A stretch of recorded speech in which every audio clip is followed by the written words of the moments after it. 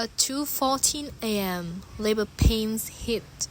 My husband said, "Call Uber, don't disturb my sleep." His mom drank. His sister turned away. Hi, welcome to her revenge. This is one story you won't easily forget. At 2:14 a.m., writhing in pain, I said, "I'm in labor." My husband kept his eyes closed. "Call a ride. Don't bother me." Outside, my mother-in-law sipped her wine. "Don't make a mess." My sister-in-law said coldly, "If there's no car, go yourself." I forced myself to drive to the hospital, not knowing that the brake system had been tampered with. They wanted me dead that night. But 7 days later, when they showed up at my door demanding to see the baby, I looked at them coldly and asked one question: "What baby?" If you found your way here, I'm glad you stayed. Leave a comment. Where are you watching from? Country, city, wherever you are in the world. Let me know you're there. This story includes fictional elements woven in for narrative and educational purposes. Any resemblance to specific names or settings is coincidental, but the lessons inside are ones worth keeping. The fog had already started lifting off Long Island Sound by 9 that Thursday morning, pulling back from the shoreline the way it always did, in April. Slow, unhurried, indifferent to whatever was unfolding beneath it. On Green's Farms Road in Westport, Connecticut, the oak trees stood wet and still, their upper branches just beginning to show the first pale trace of green. The houses set back behind their stone walls and iron gates looked exactly as they always did, composed private, built to give nothing away. I had believed for 4 years that a house with the right address could keep certain things out. I was standing in the doorway of our home at 9:11 in the morning, back straight, shoulder blades pressed against the wooden frame. My son James was asleep against my chest, bundled into a pale yellow wrap I had ordered online during a sleepless night 3 weeks before he arrived. He was 7 days old. His breathing was slow and even. His weight against my ribs was the most solid, uncomplicated thing I had felt in longer than I could clearly remember. I heard footsteps on the stone path before I saw anyone. Preston came around the side of the house first. He was wearing the charcoal blazer he reserved for investor meetings, pressed deliberate. The kind of put together that requires actual effort on a weekday morning. When he saw me standing in the doorway, he stopped. He tilted his head slightly, the way someone does when they walk into a room expecting it to be empty and discover it is not. 3 people followed him. First was Constance Preston's mother, 62 years old, silver-haired, and carrying herself with the particular certainty of a woman who had never once in her life questioned whether her presence was welcome. I had spent 4 years watching her hold a wine glass as though she were doing it a favor. Right now, she was holding her leather handbag with both hands' knuckles pale against the strap. I had not seen her grip anything that tightly across 4 years of Sunday dinners and holiday tables. Beside her stood Gerald Preston's father. Where Constance occupied every room she entered, Gerald preferred the margins, the quieter man who said little, and somehow still directed outcomes. He had spent 4 decades making decisions that other people believed were their own ideas. His right hand was pressed into a loose fist against his thigh. It was a small detail, the kind most people would never notice. I noticed. Behind both of them stood Vanessa Hartwell. I had never met Vanessa in person, but I had spent the better part of the past week studying her professional profile. She was a senior partner at Meridian Capital Group, a Manhattan-based venture capital firm. The kind of organization that moves quietly inside wealthy circles and commits tens of millions of dollars to companies it believes will return multiples on that investment.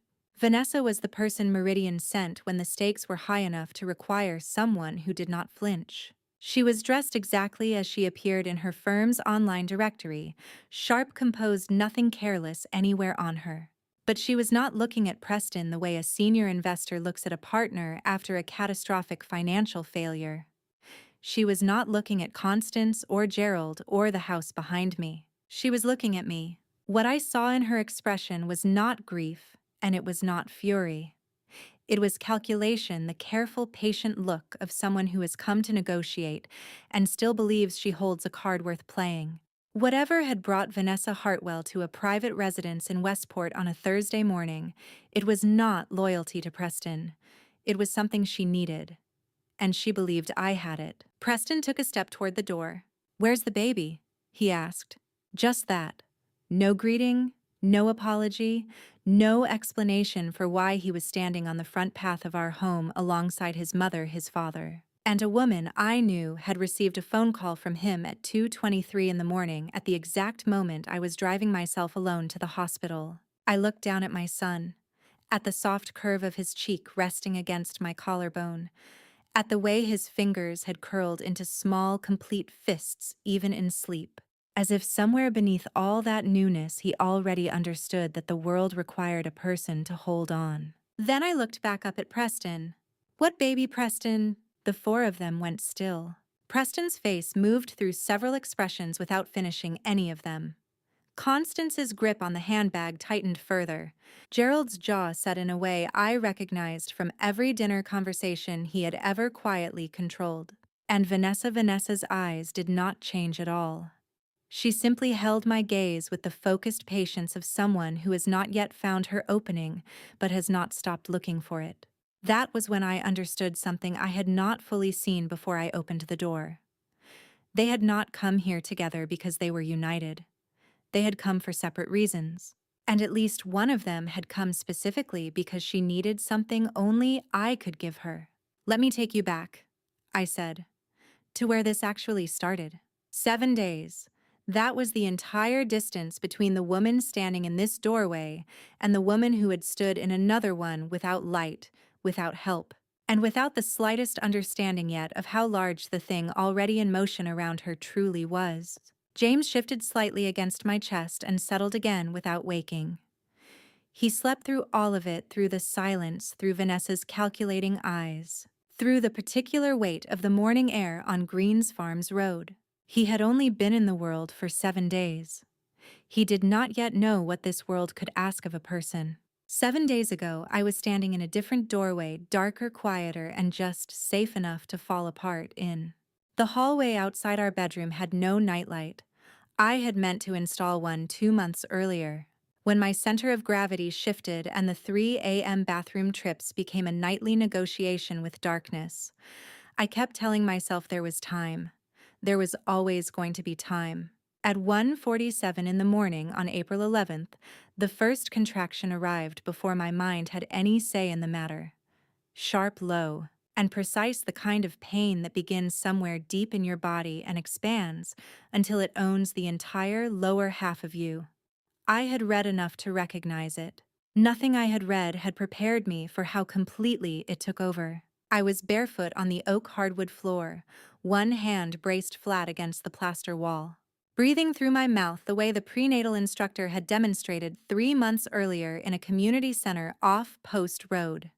Short breath in, longer breath out. She had told a room full of nervous women not to fight it, to let the wave crest and pass. The wave crested. I waited. It passed. I pushed off the wall and walked to the bedroom. Our room was at the end of the hall, the primary suite, as the real estate listing had described it, which was a careful way of saying the room where 2 people who had once been glad to share a bed had spent several months maintaining opposite sides of a mattress large enough to make the distance feel almost polite. Preston was on his side, facing away, the blanket pulled to his shoulder. His breathing was slow and practiced. I said his name. He didn't move. I said it louder, and he shifted, not the startled movement of someone woken by emergency, but the deliberate, burdened shift of someone hoping a voice will stop if he waits it out long enough. "Preston." I put my hand on his shoulder. "Wake up." My water broke. He rolled onto his back and opened his eyes. Not fully, just enough to take me in. The wet hem of my nightgown. Whatever expression was on my face. I watched something move across his features in the dark, and for one moment I thought I saw him actually processing the weight of what I had said. Then his face settled into something I had seen before. Not alarm, not concern, irritation. "Call an Uber," he said. His voice was flat, still thick with sleep. I have a board meeting at 8. I stood there and looked at him. The board meeting was real. Preston served on the executive board of his family's technology holding company, the same company that was preparing a major investor pitch built almost entirely on the algorithm I had spent 14 months writing. I understood the meeting mattered. I was also 39 weeks pregnant, standing 18 inches from him, with fluid soaking through the cotton of my nightgown and a second contraction already beginning its slow climb up from the base of my spine. Preston, I kept my voice level. I cannot drive. I need you to take me. He looked at me for a long moment, long enough that something foolish and persistent in me began to hope. Then he reached over to the nightstand, picked up his wireless earbuds from their charging case and pressed them into his ears.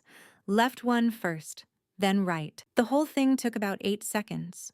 I have spent more time than I care to admit thinking about those 8 seconds. Not because of what they communicated in the moment I understood exactly what they communicated. What I have turned over in my mind is what they revealed in hindsight. A person caught genuinely off guard does not reach for their AirPods. That is not a reflex. That is a decision made in advance, in a calm and private moment about how a particular night was going to go.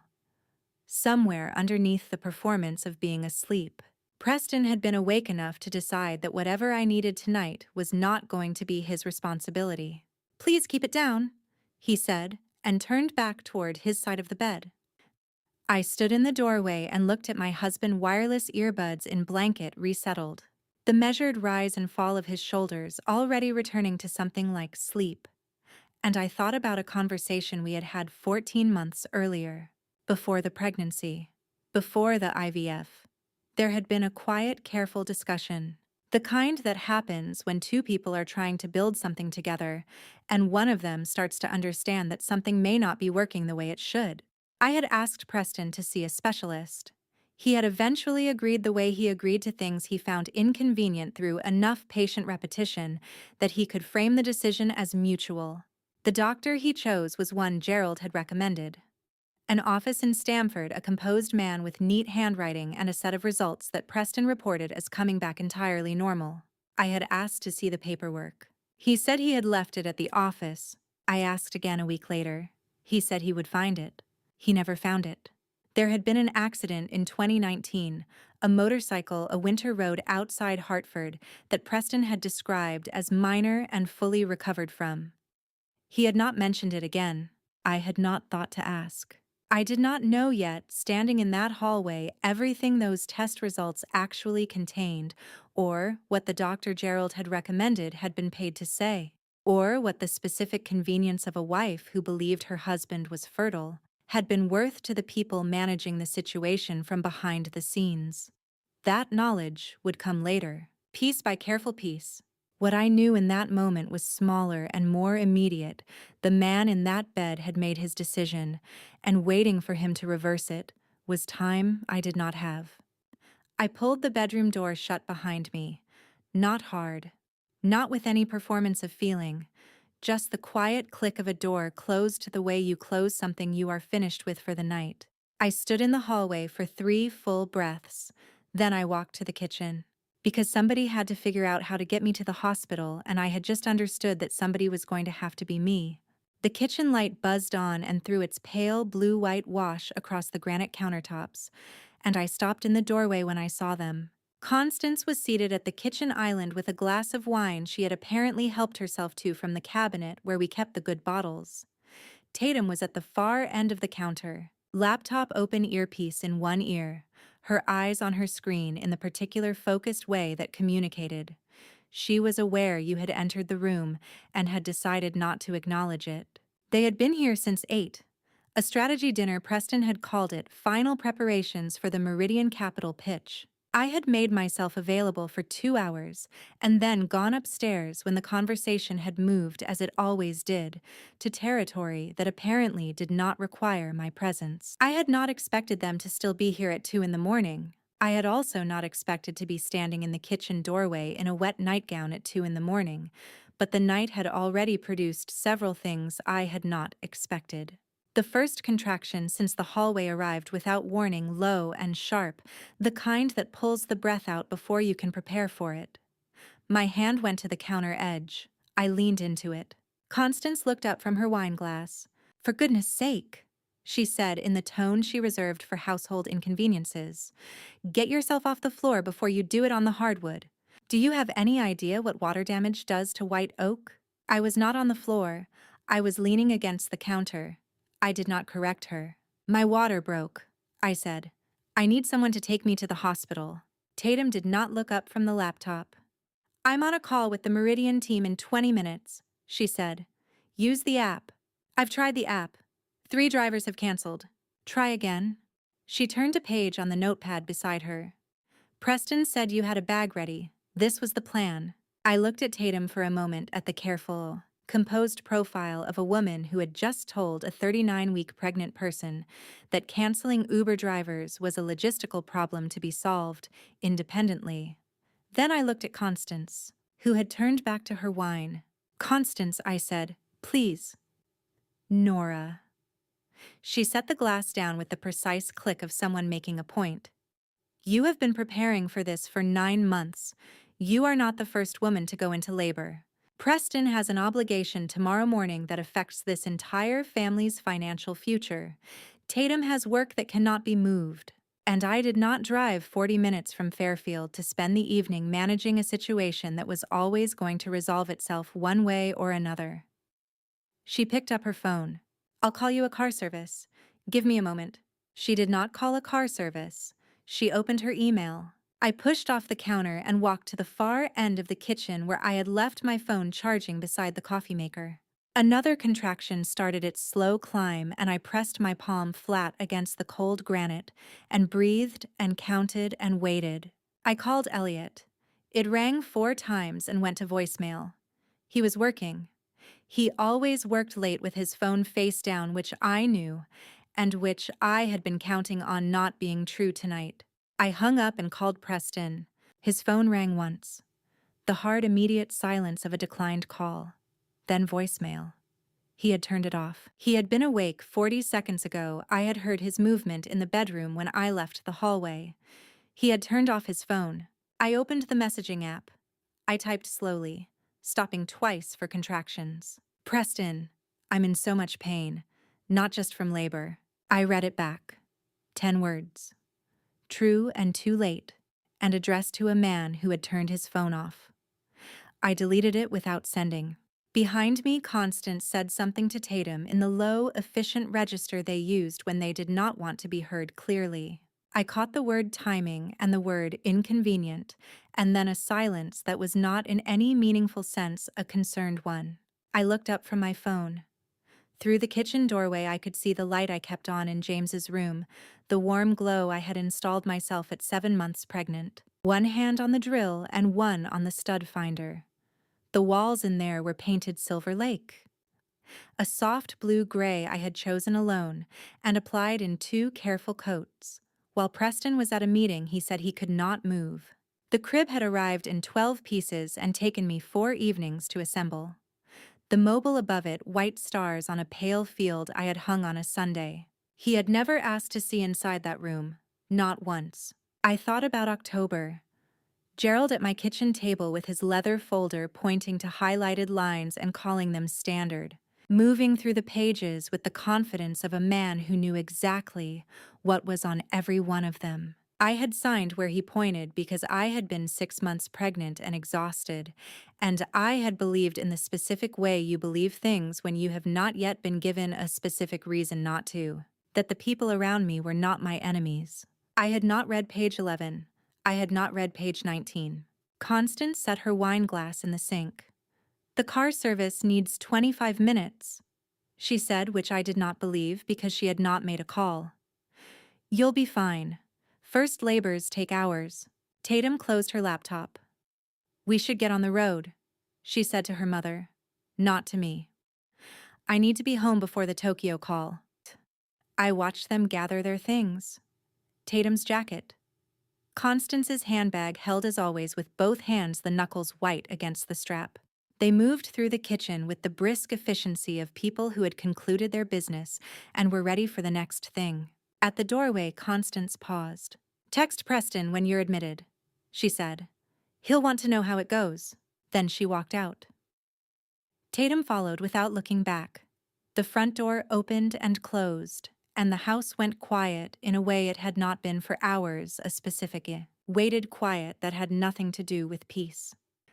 I stood in the kitchen alone at 1:58 in the morning between contractions that were coming every 3 minutes. I put my phone in my pocket. I walked to my closet, my side, not Preston's, and I got dressed between contractions. Charcoal maternity pants, a gray pullover that had been Preston's once, flat shoes with no laces. I came back to the kitchen, took the phone charger from the outlet beside the coffee maker, and walked to the coat closet by the front door. I grabbed the hospital bag from the shelf, the one I had packed alone, the one Preston had never once asked to look inside, and I walked into the garage. The garage door took 11 seconds to open. I counted them. It was the kind of counting I had started somewhere in the hallway, not deliberate, not goal-directed, just the mind finding something to hold on to when words had run out. 11 seconds. I backed the SUV out slowly, and the tires made a quiet sound crossing the seam at the edge of the driveway before I turned onto Greens Farms Road.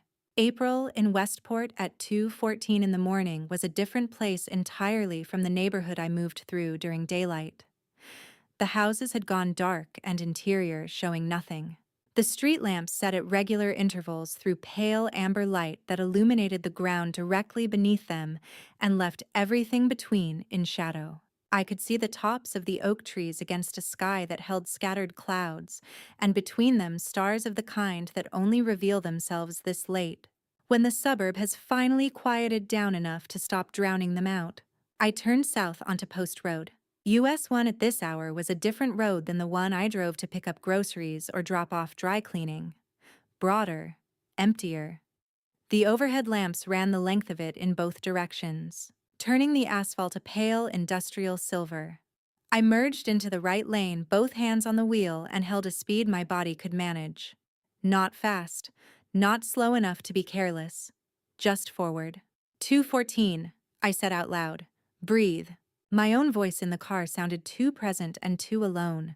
I said it again anyway, because the alternative was silence. And silence was not something I could afford to sit in at this particular moment on this particular road. A contraction arrived at 2:16, building from the base of my spine, the way they all had a slow, deliberate climb that I had learned over the past 30 minutes. To meet with a specific kind of patience, I moved my right hand off the wheel and pressed it low against my abdomen. The car drifted slightly. I corrected with my left and counted steady and even in my head until the wave crested and began pulling back. 2:19, I said when it passed. Hand steady. I crossed the intersection at Campo Beach Road and kept going. To my left, a 24-hour gas station sent its red and white light out into the dark like something searching for company.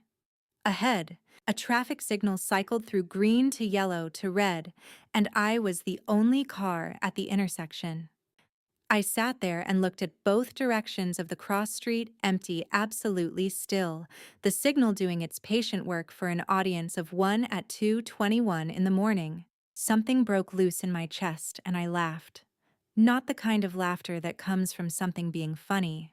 The kind that escapes when the gap between what is happening and what was supposed to happen becomes too wide to hold quietly anymore, short without warmth, and entirely mine. 4 years ago on a Saturday evening in March, Preston had proposed at a restaurant on the Post Road waterfront, a place with white tablecloths and a view of the Sound that looked like something from a film about people who had figured out how to be happy.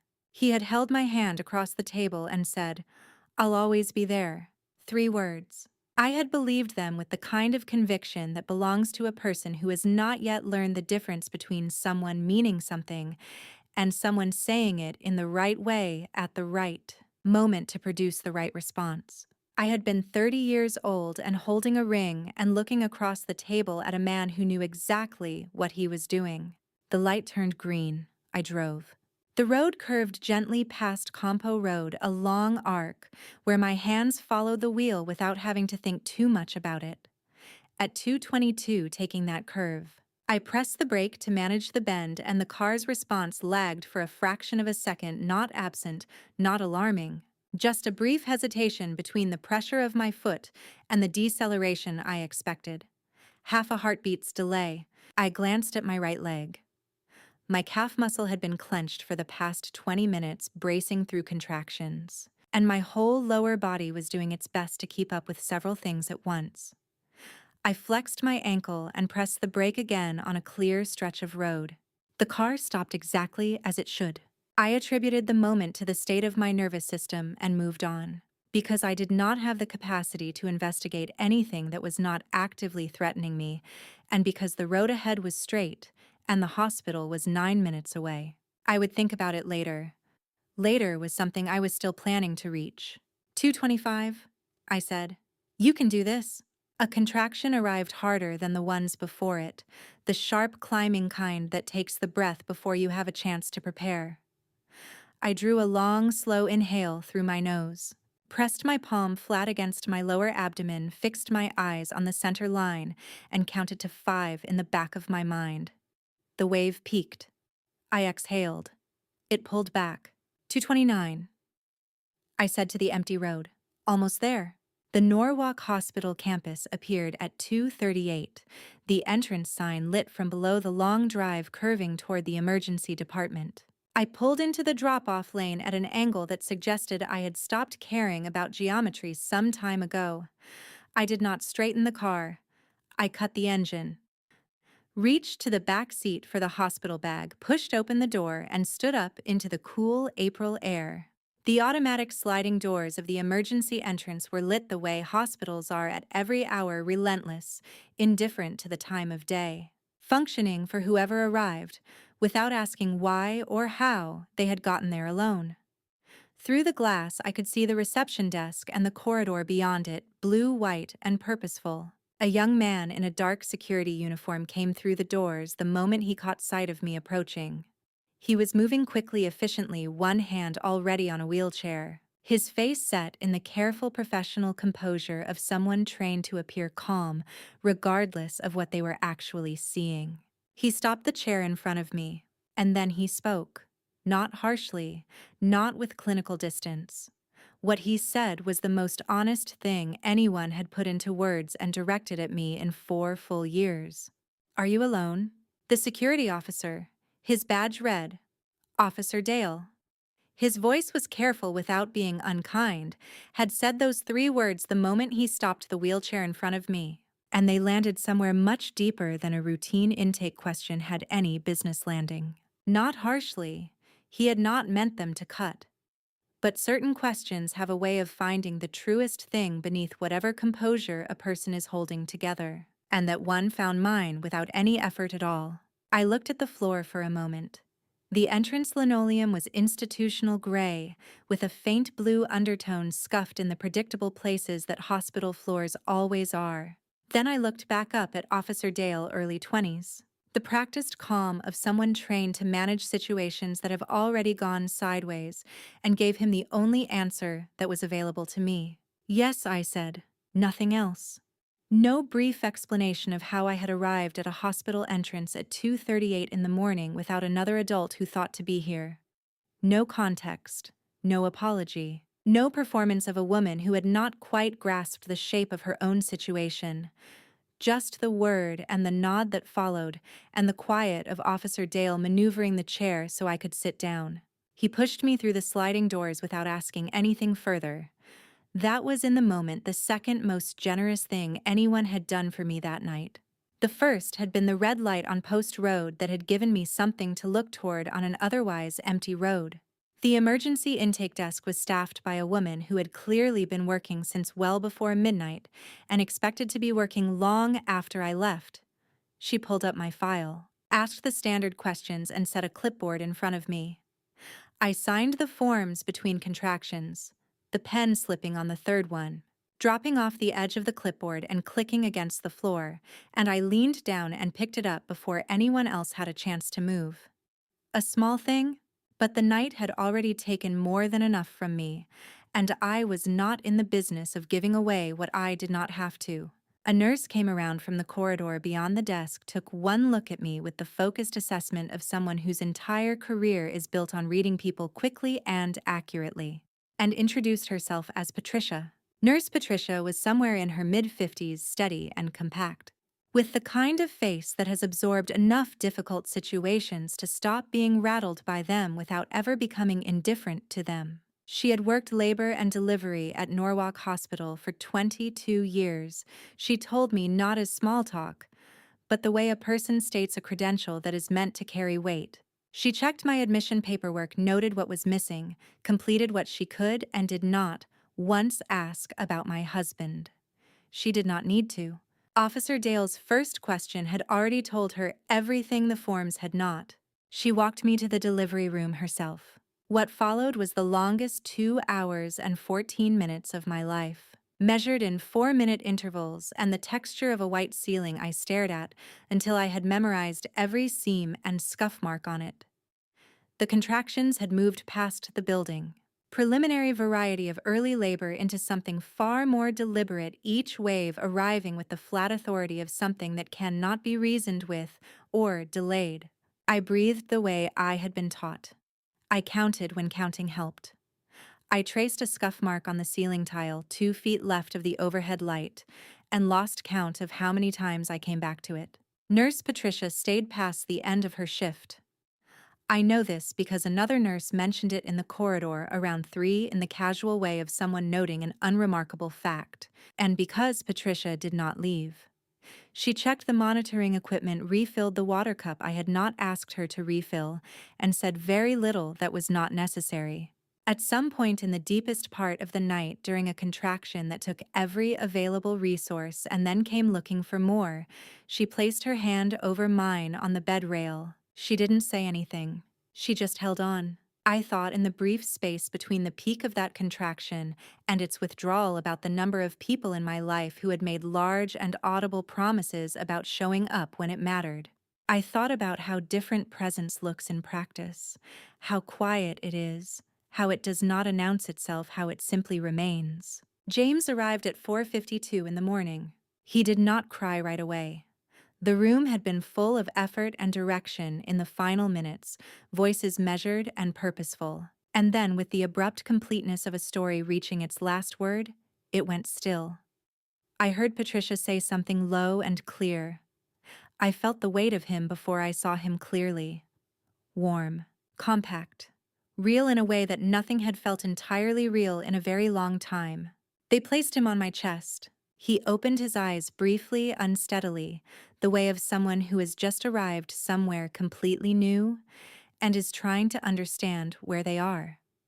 His gaze had not yet learned to focus, but it moved and it settled, and for a few seconds it was pointed in my direction. His mouth worked slightly. He smelled like nothing I had a word for. I looked at him and the room contracted. The hospital, the drive, the kitchen, the bedroom. The 4 years of decisions I had trusted, and should not have all of it pulled back to a very great distance. He was here. Whatever Preston had planned to take, or had already taken, or intended to take, he had not taken this. Nurse Patricia dimmed the overhead light without being asked. She tucked a warm blanket around us both. She did not leave. By 6 in the morning, James had been examined and declared healthy by a pediatric resident, who shook my hand with genuine enthusiasm. A second nurse took over the monitoring rounds. Patricia reappeared 40 minutes later with a cup of coffee she set on my table without comment or expectation of thanks. My phone lay face up on the bedside table where I had placed it before 4. Preston didn't call. He didn't text. The screen had not lit once through the labor, through the delivery, through the first quiet hour of my son's life. It lay there in the pale gray light coming through the window, silent, unmoving, and more honest about the state of my marriage than anything Preston had said out loud in longer than I cared to measure. James opened his eyes at 6:11 a.m. Not the way he had in the first minutes after his birth, that brief, unsteady look of someone newly arrived and not yet certain what to make of where they had landed. This was different. More deliberate. His gaze moved and then it found mine, and it stayed there with the unhurried certainty that only the very new and the very old seem capable of. As if looking directly at another face is simply what eyes are meant for and requires no practice whatsoever. 11 seconds. I counted them the same counting I had started in the hallway at 1:47 and which had never entirely stopped. 11 seconds of a room that had been quietly active since before 5 in the morning going completely, entirely still. Nurse Patricia, who had moved to the chair beside the window sometime around 5:30, did not speak. She looked at James, and then she looked at me, and she allowed those 11 seconds to carry the full weight of what they were, without reducing them to commentary. James's eyes were brown, not the pale hazel of Preston's which shifted toward gray in morning light, not the flat, appraising dark of Gerald's, which always seemed to be evaluating something just past whatever was directly in front of him. James's eyes were warm and uncomplicated, and I recognized them immediately, because I had been looking at that same shade of brown in my own mirror for 33 years. He looked like me, only me. I had told myself during the pregnancy not to spend too much time hoping about what he would look like, that it was the kind of anticipation that sets a person up for disappointment. That babies look like whoever they look like, that the resemblance doesn't ultimately matter.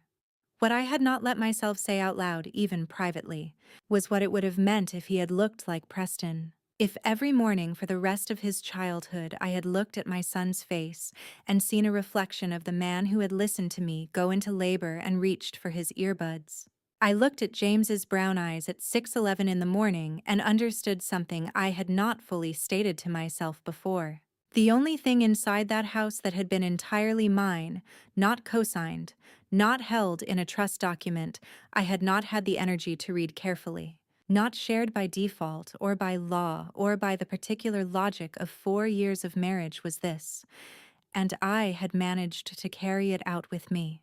The room came back to its ordinary functions when James made a small exploring sound a few minutes later, and I adjusted the way I was holding him.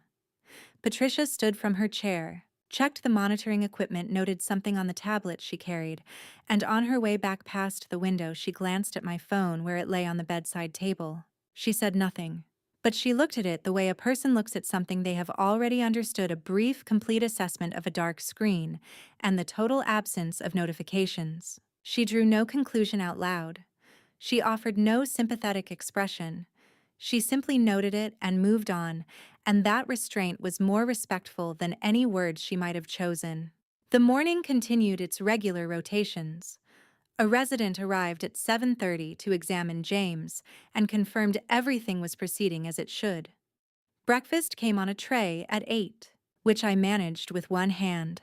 The hospital filled gradually with the sounds of the day shift replacing the night voices in the corridor, the soft percussion of carts, the particular rhythm of a large building returning to its daytime self. At 9:47 the screen of my phone lit up. A single message, from Preston, 4 words. How'd it go? I read them twice, not because I was uncertain what they said, but because I wanted to be sure that was in fact the complete message. No apology, no acknowledgement of what the night had contained. No indication that he had spent any portion of the last 7 hours wondering how I was. Just 4 words. The kind a person sends to a colleague after missing a meeting they hadn't thought was particularly important. I set the phone face down on the table. I looked at James instead. I did not reply. Somewhere in Westport, sometime around 8 that same morning, Elliot Morrow had finally checked his own phone. He told me all of this later, the sequence of it, the details, and I have reconstructed it here the way he described it. He had been working through the night the way he often did, focused on a project, noise-canceling headphones on his phone, face down on the desk beside him, because he had learned years ago that notifications were incompatible with the kind of thinking he did best. When he picked it up at 8 and saw the missed call from my number, time-stamped at 2:14 in the morning, he understood immediately what it meant. Not the shape of it, not the specifics, just the simple fact of a missed call from me at that hour, which told him more than enough. He drove to Norwalk Hospital without calling ahead. He knew I would not want company before I had slept, and he was not there for company. He walked the parking structure until he found my SUV sitting at an angle that no one parks a car unless they have stopped caring about the geometry entirely. What he did next is something most people would not think to do. From the bag he kept in his car, he retrieved a small diagnostic reader, a device that connects to the OBD2 port present in every passenger vehicle manufactured in the United States after 1996. The port sits beneath the dashboard on the driver's side, a standardized connection point that gives access to a car's onboard computer engine data sensor readings, fault codes, and an electronic record of events the vehicle has logged. Mechanics use it routinely. Engineers use it to understand what a car's systems have actually experienced, as distinct from what the driver thought was happening. Elliot plugged the reader in, opened the corresponding application on his phone, and read through the data with the focused attention of someone who knows exactly what he is looking for and is hoping not to find it. Then he read it a second time. Then he called an automotive engineer he had worked with before, described what the data showed, and listened carefully to the response. He sat in the driver's seat of my car for a few minutes after the call ended without starting the engine. At 2:30 that afternoon, he knocked on the door of room 214. He set his laptop on the bedside table without opening it, looked at James for a brief moment with an expression I did not have the energy to fully read, and then looked at me with the specific steadiness of someone who has spent several hours preparing to say something difficult. "Before I show you anything," he said, "I need to tell you that I went to the parking lot this morning and looked at your car. And then I need to tell you something else. Something I should have told you 3 months ago." The hallway outside room 214 had gone quiet by 2:30, settling into the measured stillness that hospital corridors find between the urgency of morning rounds and the activity of the late afternoon. I had been awake for well over 12 hours and was operating on the particular focused exhaustion that arrives when sleep is not yet something available to you, when there are still things that need to happen first. Elliot opened the laptop, turned the screen toward me, and said, "I've been monitoring your husband's network activity since December." He said it the way he says most things that matter, directly, without preamble, because he had understood years ago that I prefer information delivered straight rather than cushioned in consideration for how it might land. That afternoon, sitting in a hospital bed 12 hours after my son's father had sent me a 4-word text, I was more grateful for that quality than I had ever been before. He started at the beginning. In December of the previous year, Elliot had noticed a shift in Preston's behavior. Not a single incident, nothing that dramatic, but an accumulation of small things that a person with a certain kind of attention registers before they can fully articulate what they are registering. Preston had started taking calls in separate rooms. He had changed the password on his personal laptop without mentioning it. He had twice in the span of 1 month suggested that Elliot's visits to our house be scheduled rather than the casual drop-ins they had always been. None of those things individually meant anything. Together, they meant enough for Elliot to do something he had spent 2 months talking himself out of.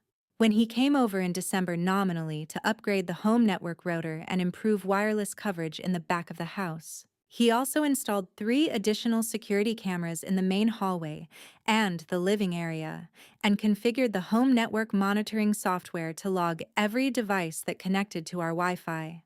He told me he was upgrading the system. That was true. The rest of it he had decided to carry quietly until he had something specific enough to bring to me, something he could point to and say, "Here. This is what I was afraid of, and I was not wrong to be afraid." For 3 months, the monitoring software ran in the background without attracting any attention. The system flagged an unregistered device in January, he said. A secondary phone appearing on the network every few days briefly, always from the same room in the house.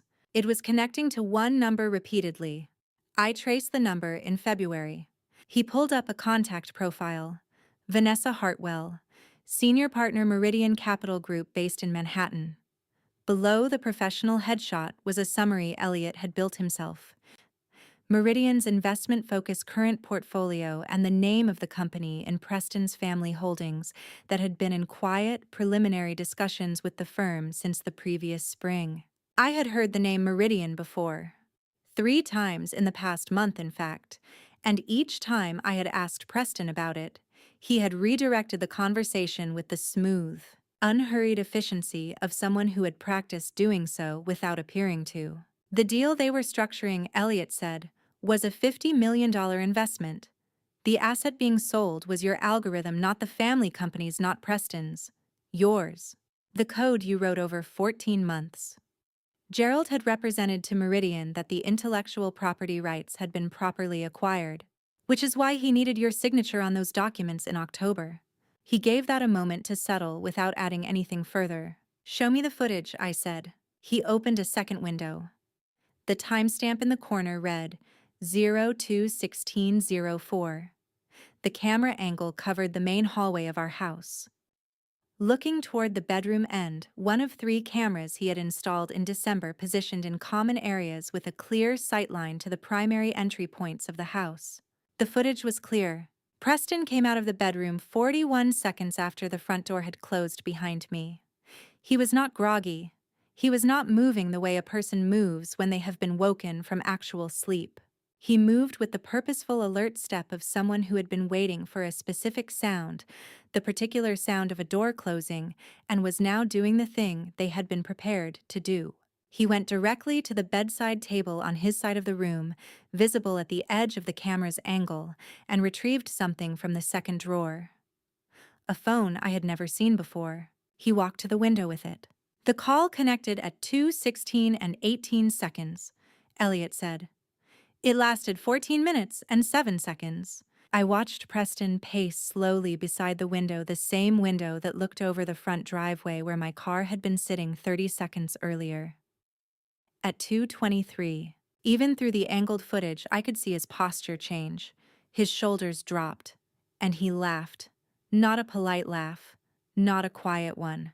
The kind of laugh that comes from genuine relief or genuine satisfaction that does not require volume to communicate exactly what it means. 2:23, I said. Elliot looked at me. That was when I was on Post Road. My voice came out steadier than I expected it to. I was at a red light. I was the only car at the intersection. I was counting out loud to myself so I would stay focused. 2:23. Breathe. I said it out loud in the car. Elliot did not respond to that. There was nothing to add to it, and he knew it. I looked at the footage for a few more seconds. Preston at our bedroom window at 2:23 in the morning, laughing on a phone I had never known existed, and then I looked away from the screen and looked at James instead, who was asleep in the bassinet beside the bed, entirely uninvested in any of this, which was the right and sensible way for him to be. How long have you actually known? I asked. Elliot was quiet for a moment. Long enough, he said, that I was hoping I was wrong. He paused. I wasn't. We sat with that for a moment. The hallway outside continued its quiet routine. James made a small sound and resettled. There's something else, Elliot said. About the car. He minimized the footage and opened a different window. I recognized the interface, the diagnostic software from the parking lot that morning. The same data I had seen him scrolling through when he arrived. The screen now showed a full readout, columns of values, timestamps, sensor identifiers, event logs organized in dense, precise rows that meant nothing to me without someone to translate them. Before I explain what this is showing, Elliot said, I need you to take a breath. Before I show you what Elliot pulled up on that second screen, I need to know you're still with me. If you're here, drop 2:14 in the comments. That's the time I drove away alone. If you know why that number matters, you've been paying attention. A note before we continue: this story contains fictional elements created for storytelling and educational purposes. If at any point this isn't the kind of content you're looking for, it's completely okay to step away and find something that fits you better. I made Elliot say it twice. Not because I had failed to hear him. The words had arrived clearly enough, each one landing with the flat, precise weight of information that has been assembled carefully before being delivered. It was something else. something the mind does when it receives information that requires it to restructure the world it has been operating in. It asks for the words again, not to verify the facts, but to buy itself the few extra seconds it needs before committing to what those facts mean. Elliot repeated what he had said. The words did not change. Ni. The ABS module, he said. Specifically, the electronic sensor that controls the anti-lock braking system, the mechanism that prevents your wheels from locking up during hard braking. Someone reprogrammed it. He explained it the way he explains technical things step by step without skipping, because clarity is a form of respect he extends by default. The anti-lock braking system in my SUV functions through a network of sensors that monitor wheel speed and brake pressure. Under normal circumstances, when a driver brakes sharply, the system automatically modulates the braking force to prevent wheel lockup, which allows the driver to maintain steering control instead of skidding. It is standard safety equipment in every modern vehicle, and most drivers never think about it until it saves their life. Someone had accessed the ABS module through my car's onboard diagnostic port, the same port Elliot had used that morning, and rewritten a specific set of operating instructions. The modification was invisible. No warning lights, no change in how the pedal felt at low speeds or during routine stops. Nothing that any driver or any standard mechanical inspection would detect without the right diagnostic software and the specific knowledge of what to look for. The modification had one purpose triggered by one condition. If the vehicle reached 35 miles per hour and maintained that speed for 12 consecutive minutes, the ABS module would receive a command to cut out completely. Not degrade, gradually. Cut. At that point, any emergency braking would result in immediate wheel lockup. The car would skid rather than stop, particularly on a road that had been rain-dampened during the day and not yet dried by midnight. She would have to physically have access to the car, I said. Or he would. Someone with physical access long enough to use the port. Under 5 minutes, Elliot said, for someone who knew the vehicle's system in advance and came prepared. Why didn't it activate? Because the trigger conditions were never completed. He turned the laptop slightly so I could see the data log on the screen. Your speed fluctuated every 3 to 4 minutes throughout the drive. Each time a contraction hit your right foot came partially off the accelerator. The speed dropped the threshold reset, and the 12-minute count started over. The condition never ran to completion. I thought about the drive, the counting, the way my foot had moved without my making a conscious decision to move it, a reflex of pain, the body prioritizing the contraction over everything else, including the accelerator. 222, I said. The curve, just past Campo Road. He nodded. Your speed had been building. You were at 33 miles per hour for about 90 seconds before the turn. When you applied the brake for the curve, the system hesitated not enough to cause an accident at that speed, but enough to register a delayed response before the ABS module corrected. That's the moment you noticed. I remembered the curve. The fraction of a second where the pedal felt different, where something underneath my foot did not respond the way I expected it to. I had flexed my ankle pressed again, felt normal resistance, and attributed the whole thing to the state of my nervous system. It had not been my nervous system. Elliot closed the diagnostic window. He opened a second document, one I had not seen before, and set the laptop on the table so I could read the screen without craning toward it. It was a life insurance policy. The name of the insured was mine. The face value of the policy was $4,200,000. The application was dated October 14th of the previous year, 6 months ago. The policy had been purchased by Gerald. The sole named beneficiary was Preston. I read it from the first line to the last. Then I read it again from the beginning, not because I had missed anything the first time, but because the mind, apparently, was going to keep asking for second passes tonight. October 14th, I said. Elliot did not say anything. I finished the final build of the algorithm on October 11th. I could hear my own voice from a slight distance, the way you hear yourself when part of your attention has moved somewhere else entirely. Gerald came to the house 3 days later, 3 days after the codebase was complete. and the algorithm was worth $50 million to the right buyer. Gerald had arrived at my kitchen table with a leather folder and a stack of documents that required my signature. I had been 6 months pregnant and exhausted, and I had trusted a man who had apparently spent the intervening 72 hours calculating how much my life was worth dead. 6 months ago, I said. The same week I finished the algorithm. That was when they decided. Elliot still did not say anything.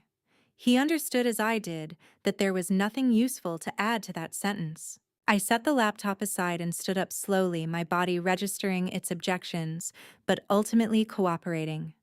I crossed the room to the window. From the 3rd floor of Norwalk Hospital, the parking structure was visible at an angle, its open levels lit by fluorescent strips that ran all night, indifferent to the hour.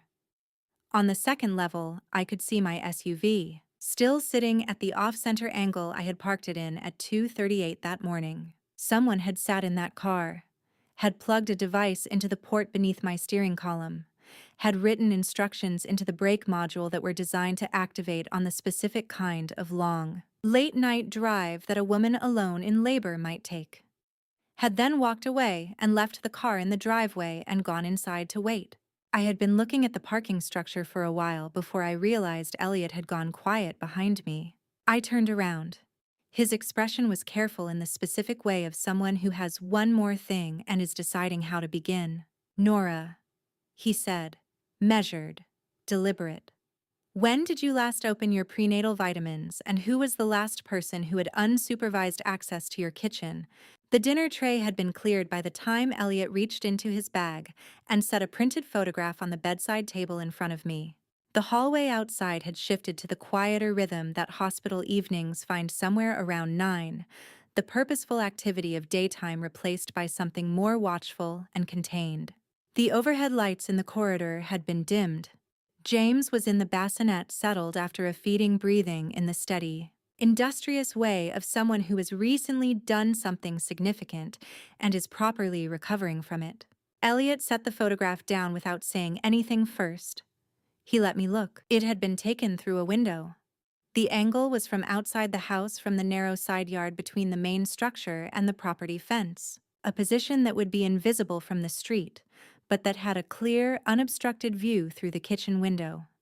In the photograph, the kitchen island was visible, the cabinet above the sink, and the particular corner of the counter where I kept my prenatal vitamins in the same place every morning, because routine was something I had tried to hold on to during the pregnancy when very little else felt stable. Constance Calloway was standing at that counter.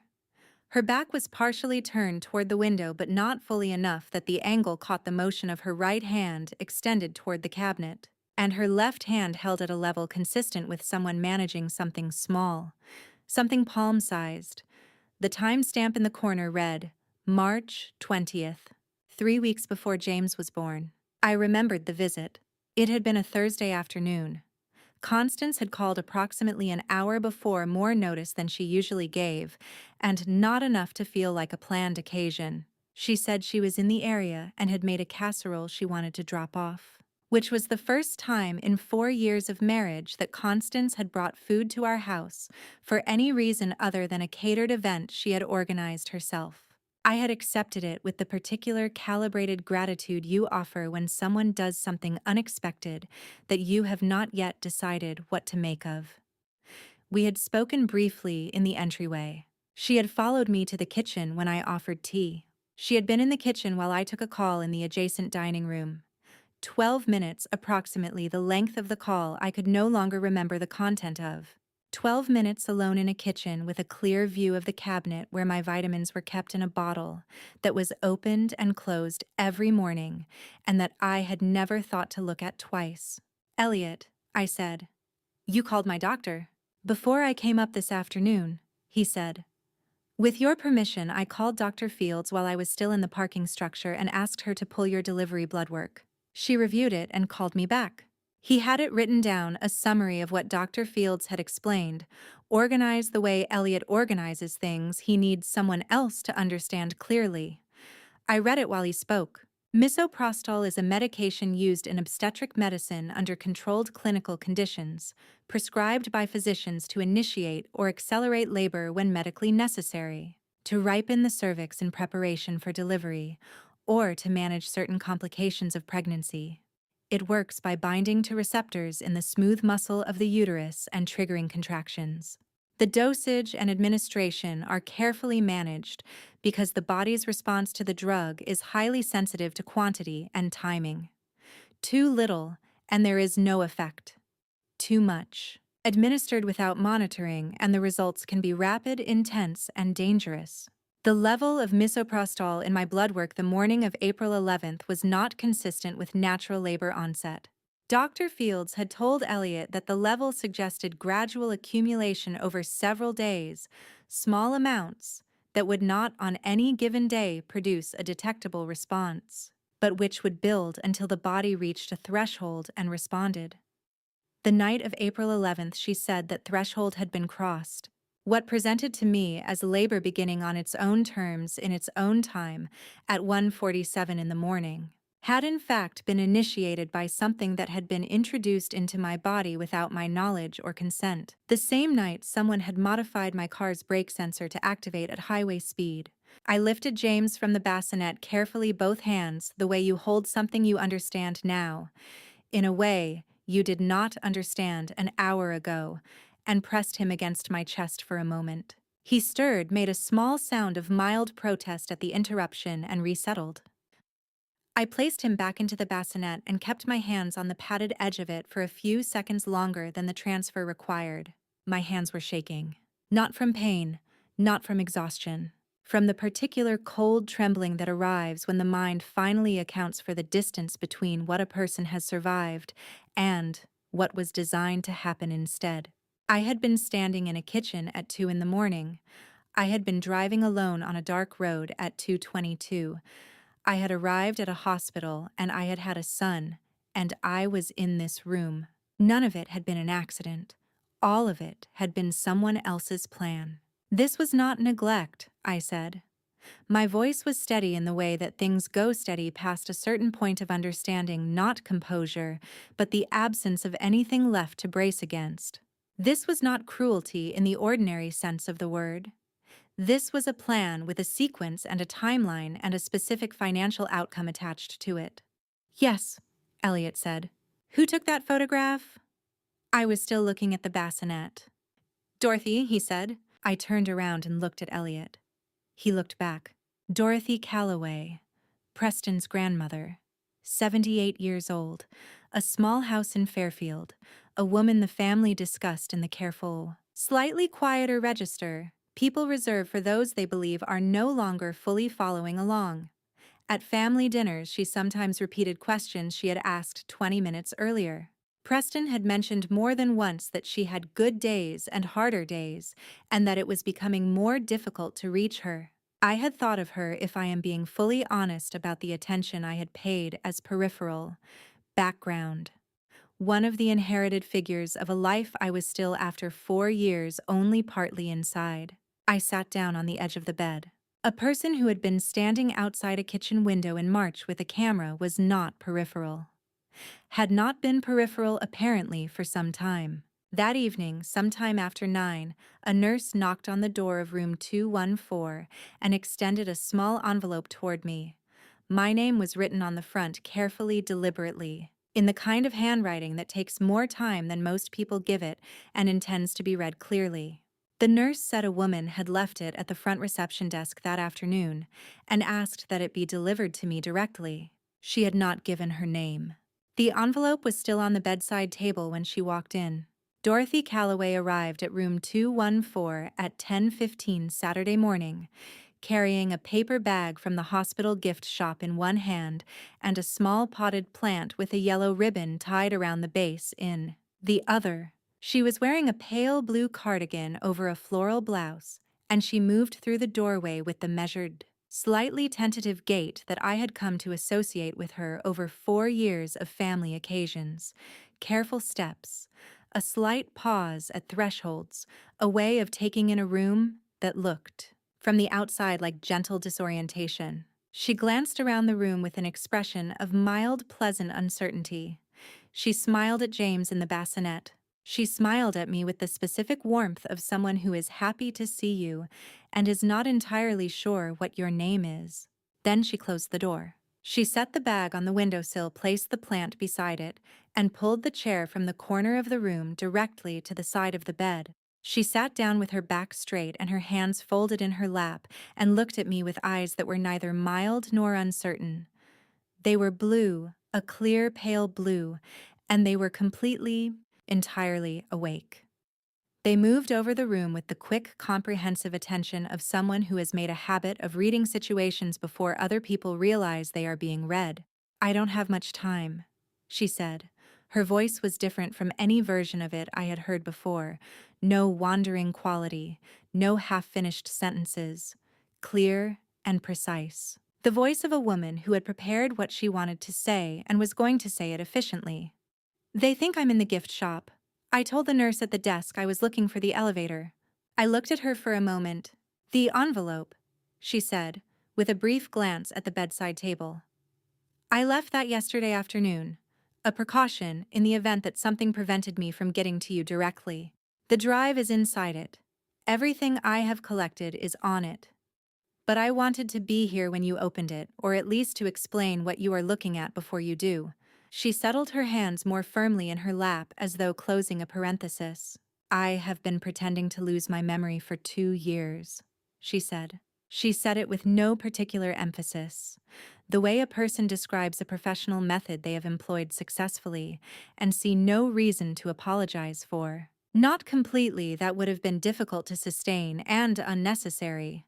Just enough. Just enough to be the person in the room that Gerald stops accounting for. Just enough to be the one no one lowers their voice for. She paused. People never watch someone they have already decided doesn't matter. Gerald decided I didn't matter sometime in the fall of 2021. It is the most useful decision he has ever made from my perspective. In 2022, she told me she had started noticing changes in how the family's assets were being managed. Decisions that had historically required her approval. She held a significant founding interest in the family company. A fact I had not known and which she mentioned without elaboration were being moved forward without her signature or input. When she asked questions, Gerald responded with the patient, concerned tone of a son managing a parent who is becoming difficult to reach. He suggested gently that she might be misremembering, that perhaps those conversations had already happened and she simply did not recall them. She had understood immediately what was happening. "I let him think it was working," she said. "I repeated myself at dinner. I confused dates. I asked questions I had asked 20 minutes earlier. It required less effort than you might expect. Gerald was already inclined to see decline, so I gave him more of it. I became the background. And then I watched, and I copied, and I waited."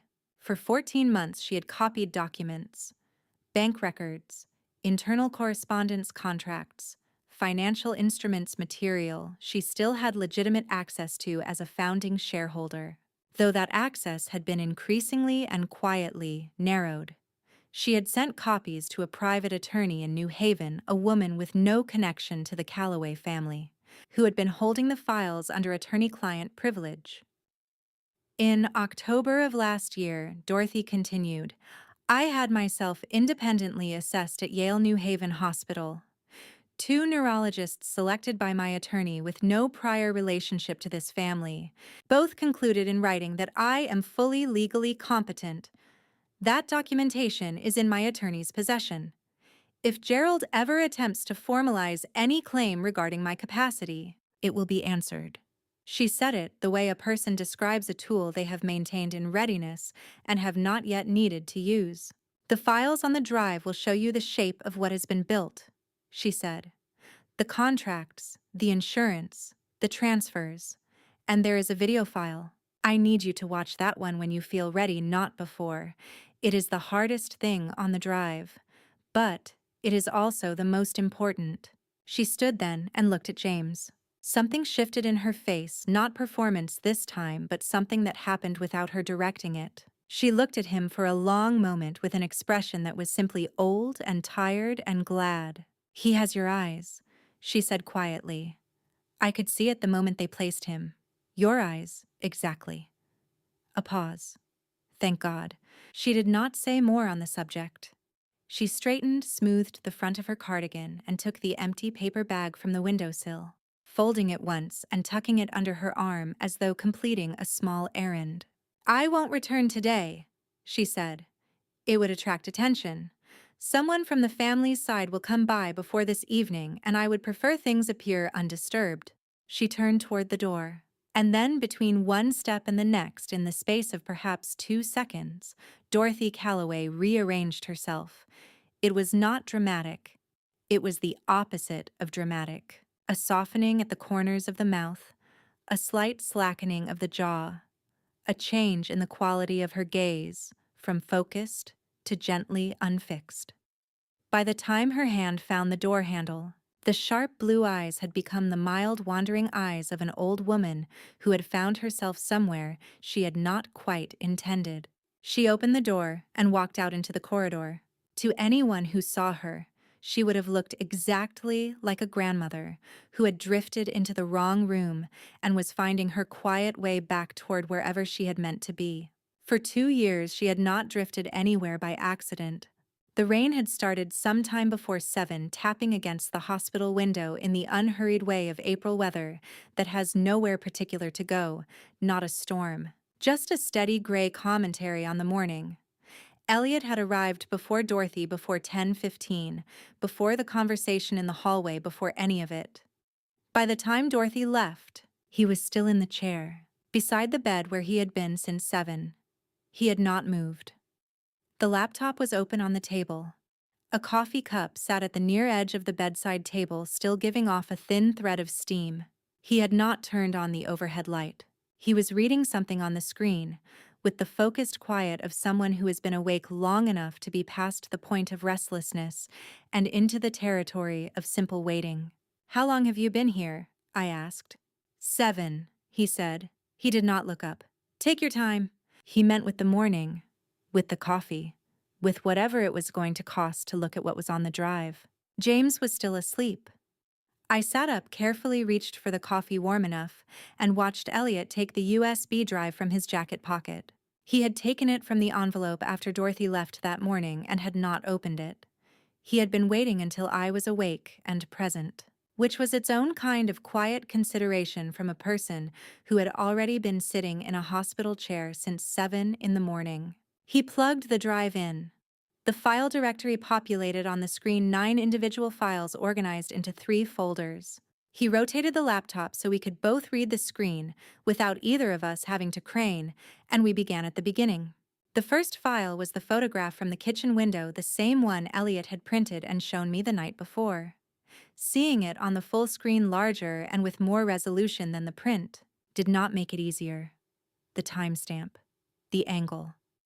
Constance's hand extended toward the cabinet. Confirmation carries its own weight separate from the weight of original discovery. We moved to the second folder. One document. 22 pages formatted with the clean, precise language of a legal agreement, party identification, scope of transfer, representations, and warranties, signature block at the end. The title at the top read, Assignment of Intellectual Property Rights. The intellectual property being assigned was described in a schedule attached at the back, an algorithmic framework, and all associated code documentation, and derivative works developed by a named individual between January 2022 and October 2023. The named individual was me. The assigner, the party transferring the rights, was me. The assignee, the party receiving them, was an entity called Calloway Family Holdings Group, Incorporated in Delaware, which I had heard mentioned once or twice in the context of family business and had never had a reason to think about specifically.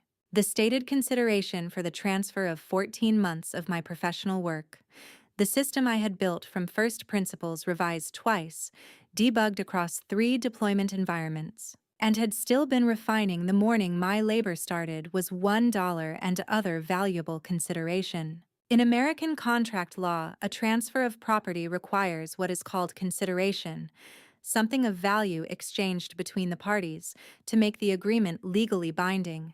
$1 satisfies that requirement on paper. It is a standard device in IP assignment agreements when the real benefit to the assigner is understood to be something other than a direct payment employment equity, a licensing arrangement. In this case, there was no accompanying benefit. There was $1 and a signature, and a highlighted line on page 11 of a document stack that Gerald had described as standard family trust paperwork. The signature on the last page was mine. The date was October 14th. I had been 6 months pregnant, and Gerald had stood at my kitchen table with a leather folder organized into tidy sections with adhesive tabs marking each place that needed a signature. He had moved through it with the practiced efficiency of someone who had done this before, pointing, explaining, briefly, moving to the next tab. Standard, annual, routine. He had not left the room. He had sat across from me and made pleasant conversation about the weather and the upcoming holidays, while I signed where he indicated. Page 11 had a yellow highlighted line. I had signed it. I had not read what was above the highlighted line. "There's another one," Elliot said. He had navigated to the third folder. Another document from the same packet, same fonts, same formatting, same adhesive tab placement scheme. Page 19.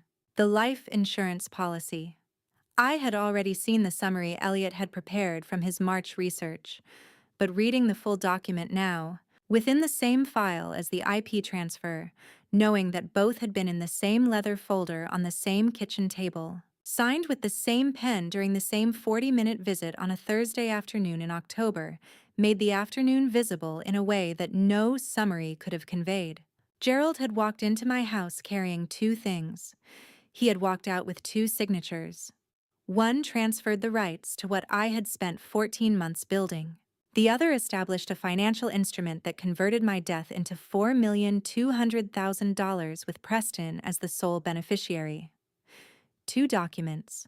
One afternoon. The organizational efficiency of it was almost impressive if you could get far enough away from what it actually meant. I could not get that far away from it. The fourth folder held bank records. Statements from an account I had no prior knowledge of, opened jointly in both my name and Preston's. The account paperwork routed to a mailbox registered to a business address connected to Gerald's company, the statements never sent to our home. A joint account on paper that I had never signed for and never known existed. Over 8 months, $847,000 had moved from that account into a private account registered solely to Preston. 17 separate transfers. Amounts calibrated. Elliot had noted this at the bottom of his summary, to fall below the thresholds that trigger automatic review by financial institutions. Not large enough to raise flags individually, cumulatively not small. The source of the funds in the joint account was a household financial instrument I had co-signed 3 years ago when we were refinancing the house, the details of which I had not revisited since. The money had been mine in the most technical sense of the word, before it became Preston's. I set the laptop back on the table and looked at my hands for a moment. I had been funding my own destruction one signature at a time. I looked at James, who was asleep in the bassinet with his characteristic seriousness, unaware that the woman watching him had just read a document trail that accounted for nearly every significant decision she had made in the past year, and found her own name listed repeatedly as a cooperative participant in a plan she had known nothing about. And I thought briefly privately, in the specific way that a person thinks about a thing they are not yet ready to say out loud, about a sequence of code I had written into the algorithm during its final build phase. Something I had embedded without explaining my reasoning to anyone, in the way an engineer sometimes installs a failsafe before she has articulated to herself exactly what she is guarding against. I did not say anything about it. "There's one more file," Elliot said. He moved the cursor to the last item in the directory and stopped. He looked at me across the laptop screen. "This one isn't a document," he said. "Dorothy told me to make sure you were ready before we opened it." He paused. "Are you—" Before I play you what was on that recording, pause for a second and comment, "I stayed, so I know you're still here." What you're about to hear is the moment everything became impossible to deny. Quick note: parts of this story are fictional, shaped for narrative and educational purposes. If this type of content isn't for you, this is a good place to stop. No hard feelings. The file was a video. The date stamp in the lower corner of the thumbnail read December 18th of the previous year, the week of Gerald's birthday dinner, an occasion I remembered with the specific unhappy clarity of an evening I had tried very hard to make go well. I had been 8 months pregnant. I had spent 2 hours that afternoon making a chocolate layer cake from scratch because Constance had mentioned weeks earlier that it was Gerald's favorite, a mention I had taken as an implied request, because that was how requests generally arrived from that side of the family. Wrapped in information rather than stated directly, I had shown up to that dinner having done something kind and effortful, and I had sat at the table for 40 minutes before Preston had put his hand briefly on my shoulder and said in the careful, slightly apologetic tone he used when he was managing a situation, that the adults needed to discuss some business matters, and it might be more comfortable for me upstairs. I had taken my dessert plate. I had climbed the stairs. I had eaten cake in the guest room alone, and told myself it was tax matters or something legal, or a family financial discussion that predated me and was simply not mine to sit in on. I had not argued. I had not asked what kind of business required the pregnant woman to leave the room. I had gone upstairs. I had closed the door. Now Elliot pressed play, and I was about to hear what I had closed the door on. The footage had been captured by a security camera mounted in the upper corner of Dorothy's living room, the space where the table was set for family dinners. Visible at the edge of the frame, placed on a side table near the entrance to the room, was a small framed sign, "Security camera in use." In Connecticut, recording in a private residence with a clearly posted notice at the point of entry establishes implied consent from anyone who enters that space. The law distinguishes between covert surveillance and disclosed security recording. Dorothy had posted that sign when she installed the camera 2 years ago. She had placed it at the correct height, in the correct position, and she had understood precisely what she was building and what it would one day need to hold. Gerald and Constance and Preston had seen that sign every time they entered the room. They had seen it and had not changed what they said inside it, because they believed with the particular confidence that comes from having already dismissed someone that Dorothy no longer processed what was happening around her. They had been wrong. She had simply stopped telling them otherwise. The camera angle covered most of the dining table. The audio was clear and uninterrupted. Gerald sat at the head of the table, the position that communicated without any announcement who was running the meeting. Constance sat to his left. Preston sat opposite Gerald, back partially toward the camera. The remains of the birthday dinner were still on the table. On the sideboard at the far edge of the frame, the chocolate layer cake I had made was visible. One slice already gone. Gerald spoke first. "If she miscarries, all the better." His voice was level and measured, the tone he used when discussing quarterly projections. Not lowered, not hesitant, the voice of a man who had already made the decision and was now simply communicating the logistics. "If not, we wait until after the delivery. We need the child for the inheritance clause. After that, let Constance handle the rest." Constance reached for her wine glass. She did not look up. "The car sensor has already been taken care of," she said. Gerald looked at Preston. Preston did not speak. I counted the silence 4 seconds the same way I had been counting things since the hallway at 1:47 in the morning, as though numbers could provide structure to what language was no longer adequate for. 1, 2, 3, 4. Then Preston said, "Okay, one word. The word you use when someone suggests a meeting time that works for you, or a restaurant you have no strong feelings about, or a minor adjustment to a plan that was already mostly settled. A word with no gravity in it. A word that a person who was being misled or coerced, or who genuinely did not understand what they were agreeing to, does not say. A person who does not understand what they are agreeing to asks a question. A person who objects says something. A person who is surprised takes more than 4 seconds to respond and does not arrive at a single flat syllable. 4 seconds, then okay. Preston had sat at that table with his father and his mother and heard every word of what was being proposed, and he had taken 4 seconds and he had said, okay. I reached into the bassinet and lifted James out with both hands carefully and held him against my chest for a moment without saying anything. Then I placed him back more slowly than the transfer required because my hands needed something precise and manageable to do in that particular moment. I straightened. I walked to the window. The parking structure below was lit in the flat, indifferent way it was lit at every hour. My car was on the second level, still crooked in its space. Constance had arranged for what was done to it. Gerald had purchased my life insurance before the arrangement was made. Preston had been present for the conversation in which the plan was described and had chosen one word, and that word had been okay. I stood at the window for 2 full minutes. I did not count this time. Behind me, Elliot said nothing. He had closed the laptop when the video ended, and he was sitting in the chair with the particular stillness of someone who has decided correctly that the most useful thing available to him in this moment is simply not adding to it. 6 years of friendship had produced this quality in him, the understanding that presence does not require noise. I turned from the window. There is a point in the process of understanding that you have been systematically betrayed, where the emotional experience of it, the shock, the grief, the specific cold precision of recognizing what someone was willing to do stops being the thing that occupies the front of the mind. Not because it is gone, because something else steps in front of it. Something that has less to do with feeling and more to do with direction. I had reached that point somewhere between Gerald's voice and Preston's 4-second silence. "Call Diana," I said. My voice was different, not the voice I had been using for 3 days. Not the voice of a woman absorbing and managing and holding herself upright. Flat. Clear. Pointed at a specific thing.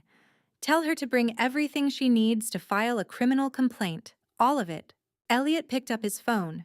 He knew better than to ask whether I was sure. Diana was an attorney, a friend from the years before the marriage, who had built a civil litigation and criminal defense practice in Stamford, and who had once, early in my relationship with Preston, told me with the quiet directness of someone who means what they say, "If you ever need me, call me first. Before anything else. Call me first." Elliot sent a message. 3 minutes later, the phone lit up on the table. "She wants to speak with you directly," he said. I took the phone. I dialed. Diana picked up on the second ring. I did not say hello. I said, "How fast can you get to Norwalk Hospital?" 1 beat of silence. Then her voice steady and already moving. "I'll be there by 7. Diana arrived at 7:10, exactly the kind of punctuality that communicates professional intention rather than social habit.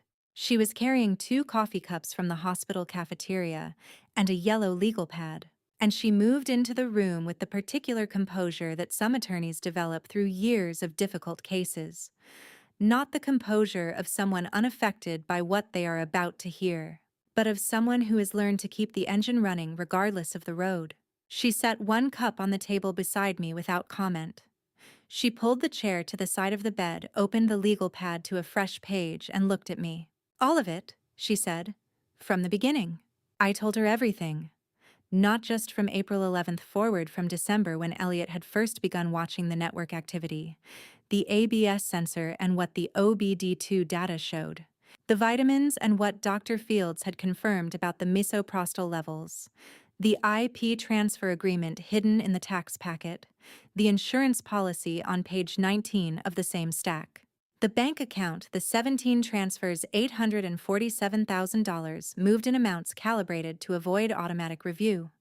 The video from Dorothy's living room, the camera, the posted sign, Gerald's voice, Constance's confirmation, and the 4 seconds before Preston said, "Okay," and then the part I had not originally intended to include in a list of evidence, but which Diana's expression told me she needed to hear. Constance and Tatum had been at the house that night. I told her about the kitchen, the wine glass, Tatum on her laptop with 1 earpiece in.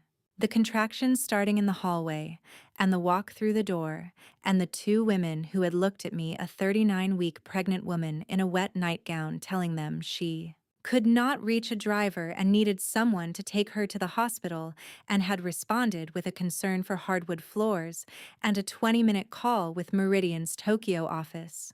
Constance's last words before she left: text Preston when you're admitted. He'll want to know how it goes. Diana was writing. She had been writing since I started. She did not stop when I finished. She filled half a page and then she turned it over and kept going.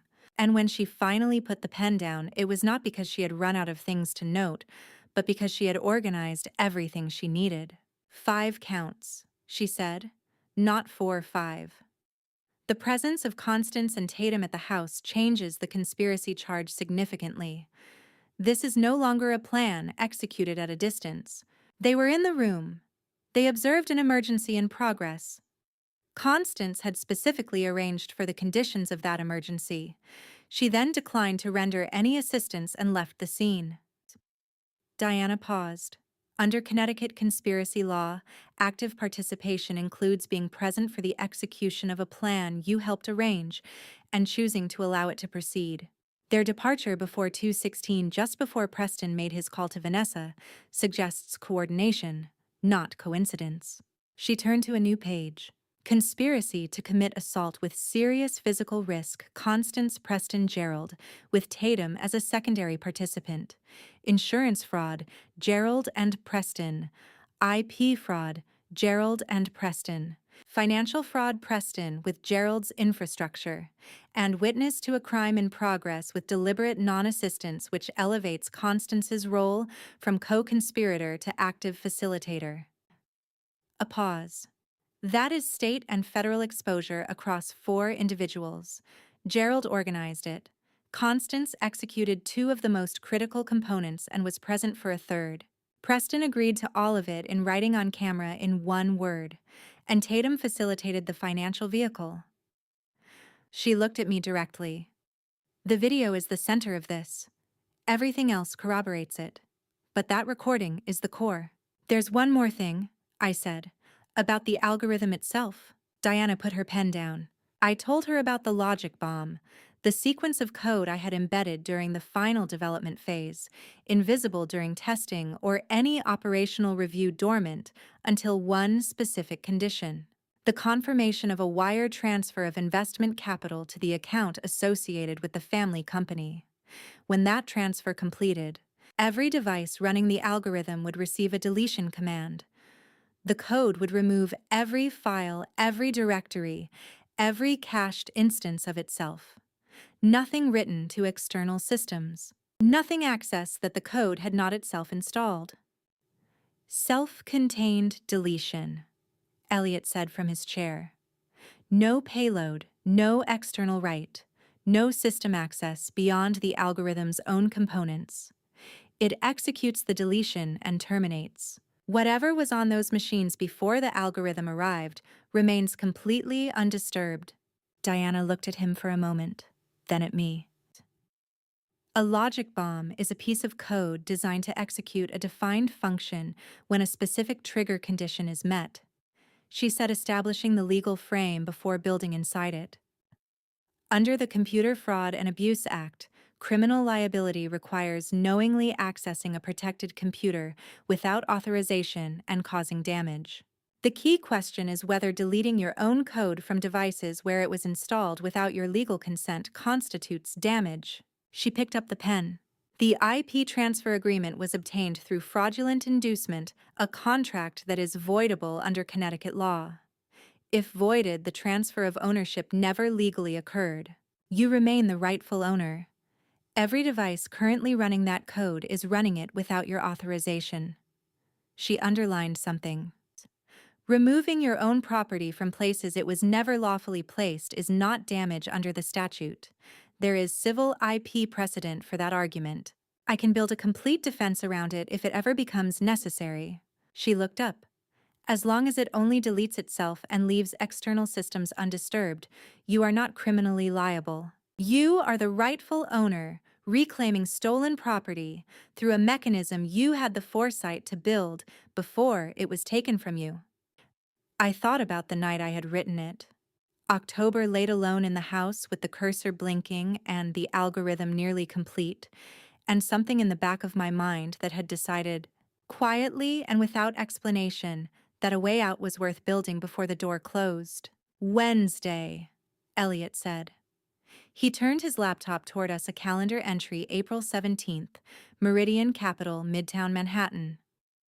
Tatum Calloway has a pitch meeting with Vanessa Hartwell. 4 days. Tatum, who had sat at my kitchen counter at 2 in the morning and told me to use the rideshare app. Who had a call with Tokyo at 2:30 and had not once looked up from her screen. Who had the algorithm now and no idea what was sitting inside it. She doesn't know, I said. Neither does Vanessa, Elliot said. Tatum has the code. Vanessa has $50 million. Neither one knows what they're about to exchange. Diana looked at me. We let them pitch. We let them receive the wire. Then Elliot handles his part. I looked at James in the bassinet. 2 in the morning in a Connecticut kitchen felt very far away and very close at the same time. They had believed they were taking everything. They had taken my signature, my code, my money, and my algorithm, and they had taken the night I should never have had to drive alone. They had believed that left me with nothing. They had also handed me the detonator. There's something Dorothy hasn't told you yet, Elliot said. He closed the laptop. About who actually owns this company. About what's in her will. He looked at me. We need her here tomorrow morning. Dorothy arrived at 9 in the morning without the paper bag. No cookies, no small potted plant from the gift shop. No cover story prepared at the door. She came through in the same pale blue cardigan. But the performance was already gone before she crossed the threshold, dropped somewhere between the elevator and the hallway, with the deliberate economy of someone who no longer needs it. She looked at the room, at me, at Diana, across the bed, with her legal pad at Elliot by the window, at James in the bassinet. The assessment in her blue eyes was exactly what it had been the morning before, wearing nothing to soften it. She looked at Diana. You must be the attorney, she said. Diana Walsh. Yes. Good, Dorothy said. She pulled the chair to the side of the table, sat down with her back straight, and set a manila envelope on the surface between them. Metal clasp, no writing on the outside. She did not open it immediately. Gerald has a will, she said. He had it prepared 18 months ago and has been operating under the assumption that it represents my final wishes. I want to be specific. He did not find that document in my home, my files, or any location I authorized. He arranged to have it drafted through a firm his company has used for years.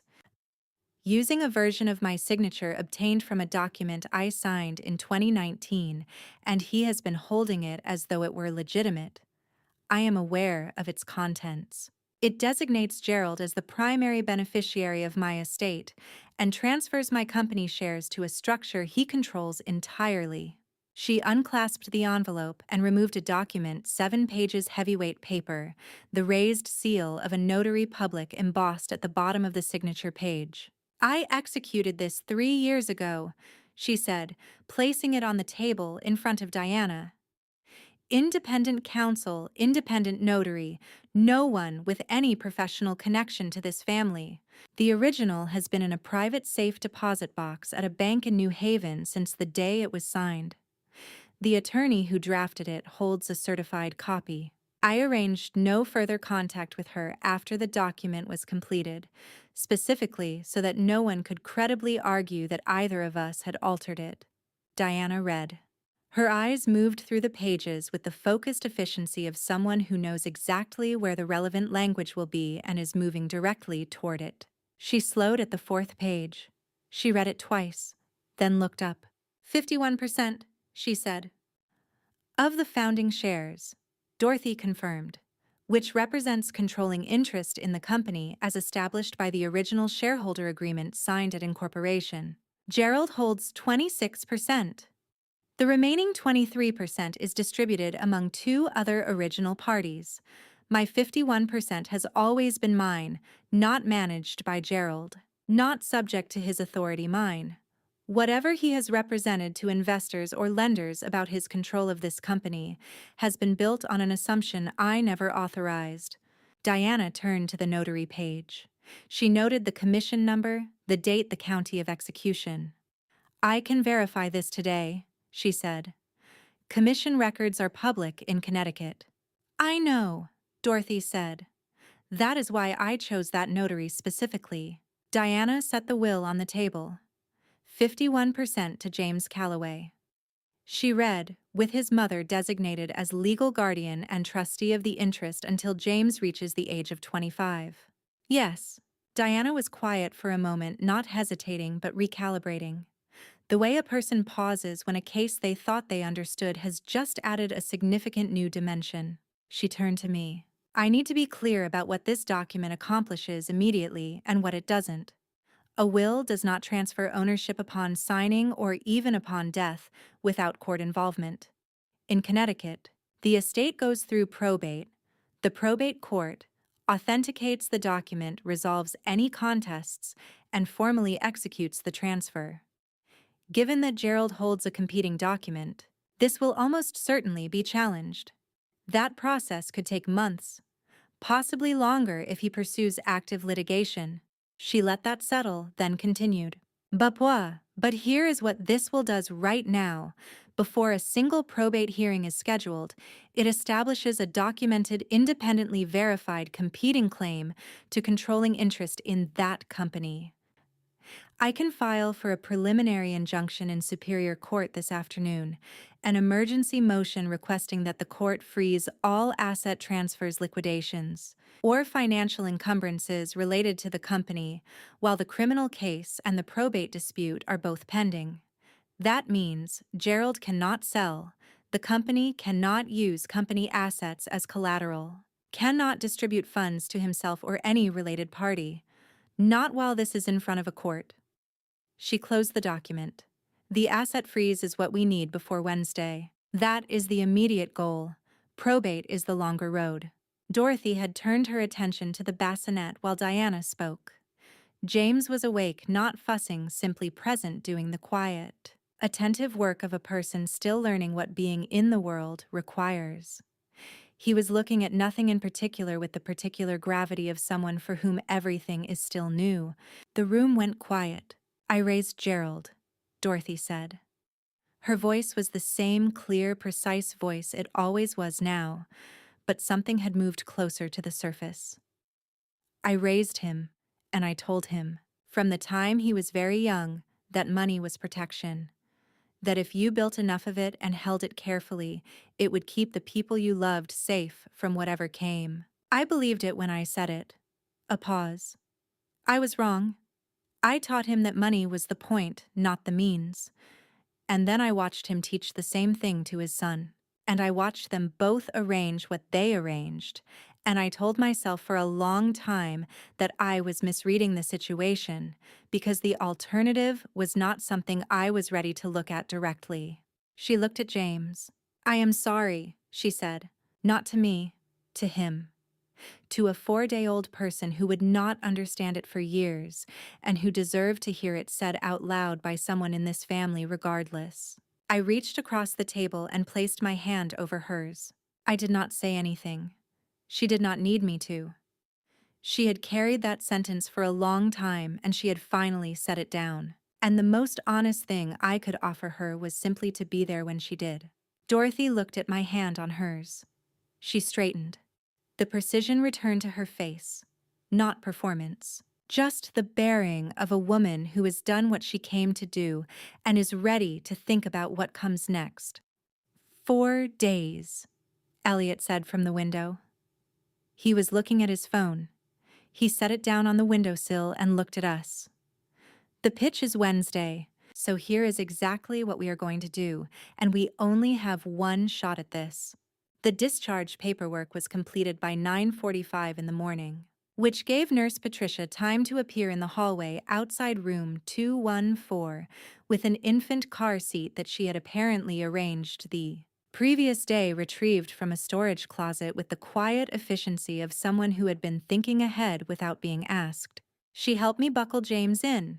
Her hands moved with the practiced certainty of someone who has done this particular task more times than memory can account for adjusting the harness, checking the clip, running a thumb under the strap to confirm the fit. When we reached the automatic doors at the hospital entrance, she held them open and walked out into the April morning with us. "Come back if you need anything," she said. She said it with the specific weight that turns an ordinary sentence into something else. The weight of a person communicating that she is aware of what you have been through in this building and what you are about to walk back into. I looked at her in the pale morning light and understood for the first time clearly that she had known the shape of my situation from approximately the moment Officer Dale had met me at the entrance 5 days ago. She had known it, and she had chosen, every day since, to be present without making it a conversation I had to have. "Thank you," I said, "for everything you didn't say." She gave me the brief, contained nod of a person who considers acknowledgement unnecessary and does not want to make a moment out of it. Then she turned and walked back through the sliding doors. And the doors closed behind her, and James and I stood in the April air for a moment before I carried him to the car. The drive from Norwalk to Westport was 11 miles on a Tuesday morning. Familiar roads in familiar daylight, the same route I had driven dozens of times. Lined with the same Connecticut houses and gas stations and hardware stores that had always been there. The difference was the weight in the car seat behind me. The difference was that I checked the mirrors twice as often as I needed to, and kept both hands on the wheel at 10 and 2, and the pedal response was exactly what it should be, and I did not count anything out loud. Elliot had left the hospital at 7. When I pulled into the driveway at 10:47, he was standing at the front door with a new key he had cut that morning. And the locks had already been changed, and the smart home panel had been reset to a code that only the two of us knew. "Motion sensors on every entrance and exit point," he said, moving aside so I could come through. "New camera system feeds go to your phone and mine simultaneously. If the alarm triggers and you don't respond within 60 seconds, the monitoring company calls the police directly." He took the car seat from me while I got the door fully open. I also pulled the previous system's access log. Preston hasn't tried the code yet. When he does, it won't work. Inside the house looked exactly the same. The entryway, the hardwood floors, the kitchen at the back, the white countertops. The cabinet above the sink standing open and empty. I had removed what was in it before we left for the hospital the previous day, on Diana's instruction, as part of preserving the chain of evidence. Everything else where it had always been. Light falling through the windows at the same angles it always did at this hour on a clear morning. I stood in the entryway for a moment and understood something I had been approaching for several days without quite arriving at that nothing about this house had ever looked different. All of it had happened in rooms that looked exactly like this. Preston's name appeared on my phone 7 times before noon. I watched the notifications arrive one after another and did not pick up. Constance sent a text at 11:15 that used the word consequences twice and referenced the family's attorney by name, a name I recognized now from the internal company correspondence on the USB drive, which gave the message a different quality than she had probably intended. I read it once and set the phone face down on the kitchen counter. At 11:30, Gerald called. Elliot picked up. He did not say anything.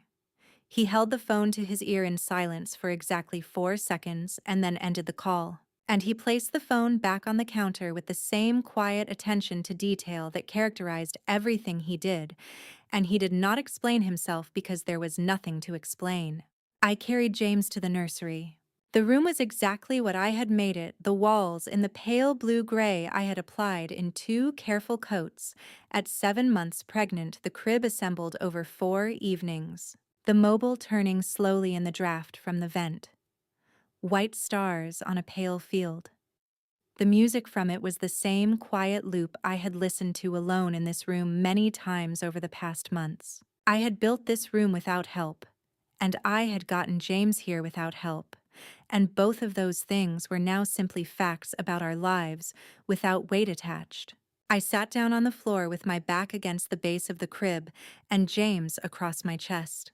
He was awake, alert in his particular serious way, looking at the mobile above us with the focused attention of someone encountering a rotating object for approximately the fourth time and finding it still worth examining. His weight on my chest was warm and specific and entirely present. I cried for the first time in 5 days. Not from pain. Pain had been the constant of the first days arriving in sequence, alongside each piece of information requiring me to remain upright and functional for each new thing. This was different from that.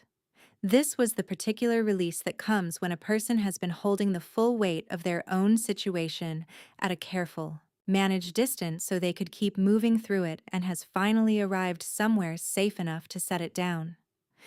I cried for a few minutes quietly into the top of James's head, which smelled exactly as it had in the hospital and which was the most grounding thing in the room. Then I stopped.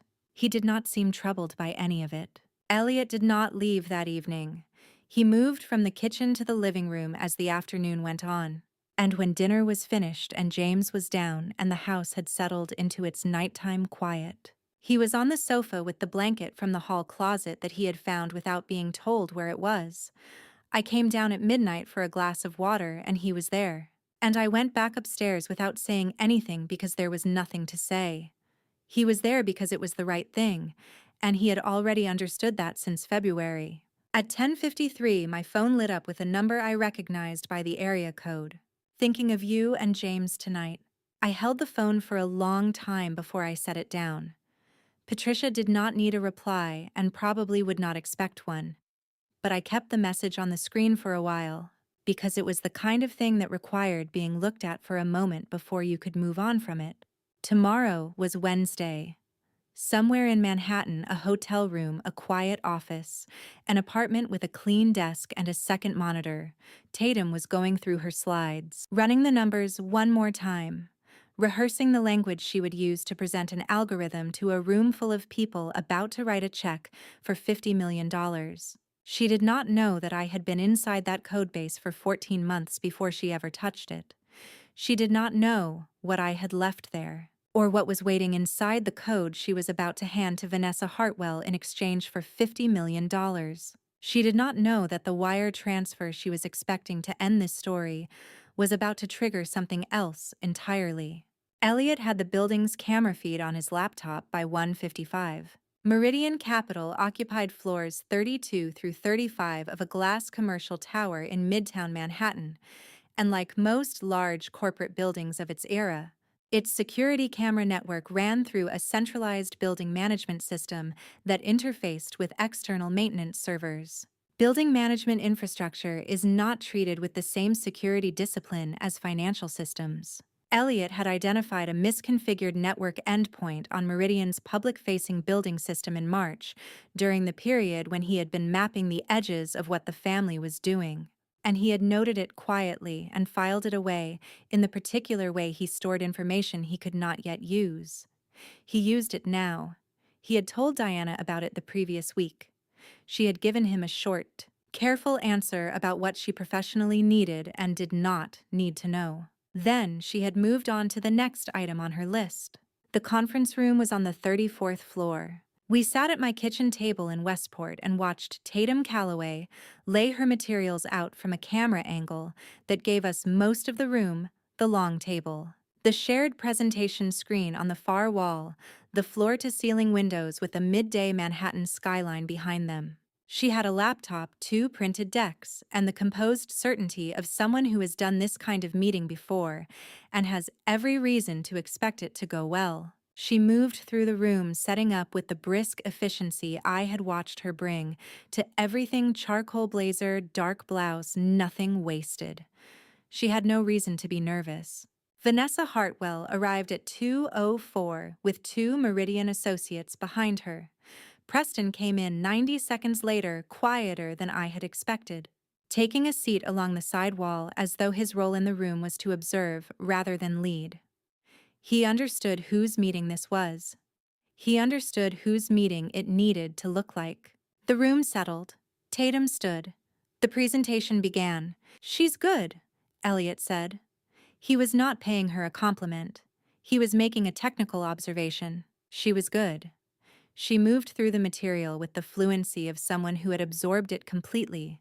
The architecture of the algorithm, the processing capacity, the competitive differentiation, the market application. She ran the live demonstration, and the algorithm did what it always did. It performed exactly as designed, processing a real-time dataset and producing output that was, by any reasonable measure, extraordinary. Vanessa leaned forward slightly. One of the associates made a note. Preston, along the side wall, permitted himself the smallest possible version of a satisfied expression. I watched my own algorithm perform on a screen in Manhattan and thought for a moment about 14 months. About every decision I had made alone, every revision I had run at 2 in the morning. Every deployment test I had completed on an afternoon when Preston was at a meeting he had never described to me in any detail. About the October evening, I had saved the final build and closed the laptop and sat in the quiet of the house for a long time before starting dinner. They were presenting something they did not understand well enough to know what was inside it. At 3:47, Elliot looked at his second screen. "Wire confirmed," he said. His voice was quiet and completely level. 50 million, account received. He looked at me. I looked at the conference room. It took 11 seconds. The shared presentation screen on the far wall of Meridian's conference room went dark. Not a crash, not an error message. Simply dark the clean, immediate absence of something that had been there a moment before. Tatum reached for her laptop and found her screen the same way. She pressed a key. The machine was awake. The application directory was open. The directory was empty. Every device in that room running the algorithm had received the deletion command the instant the wire transfer confirmed Tatum's laptop, the presentation server. The demo environment that Elliot had anticipated they would use because it matched the standard configuration for this type of pitch. The code had removed every file, every directory, every cached instance of itself from every device simultaneously without writing a single line to any external system, without touching a byte of anything it had not itself installed. It had executed and terminated and left nothing behind. Meridian Capital had just transferred $50 million into an account and received an empty hard drive. Vanessa stood up. She looked at the presentation screen. She looked at Tatum's laptop. She looked at her own device, then at the two associates beside her, whose expressions were moving through the same sequence hers had just completed: confusion, investigation, understanding. Then she looked at Preston. He was already looking at his phone, which was ringing with the specific insistence of a call that had been placed by someone who needed to report that the account the wire transfer had landed in was unreachable.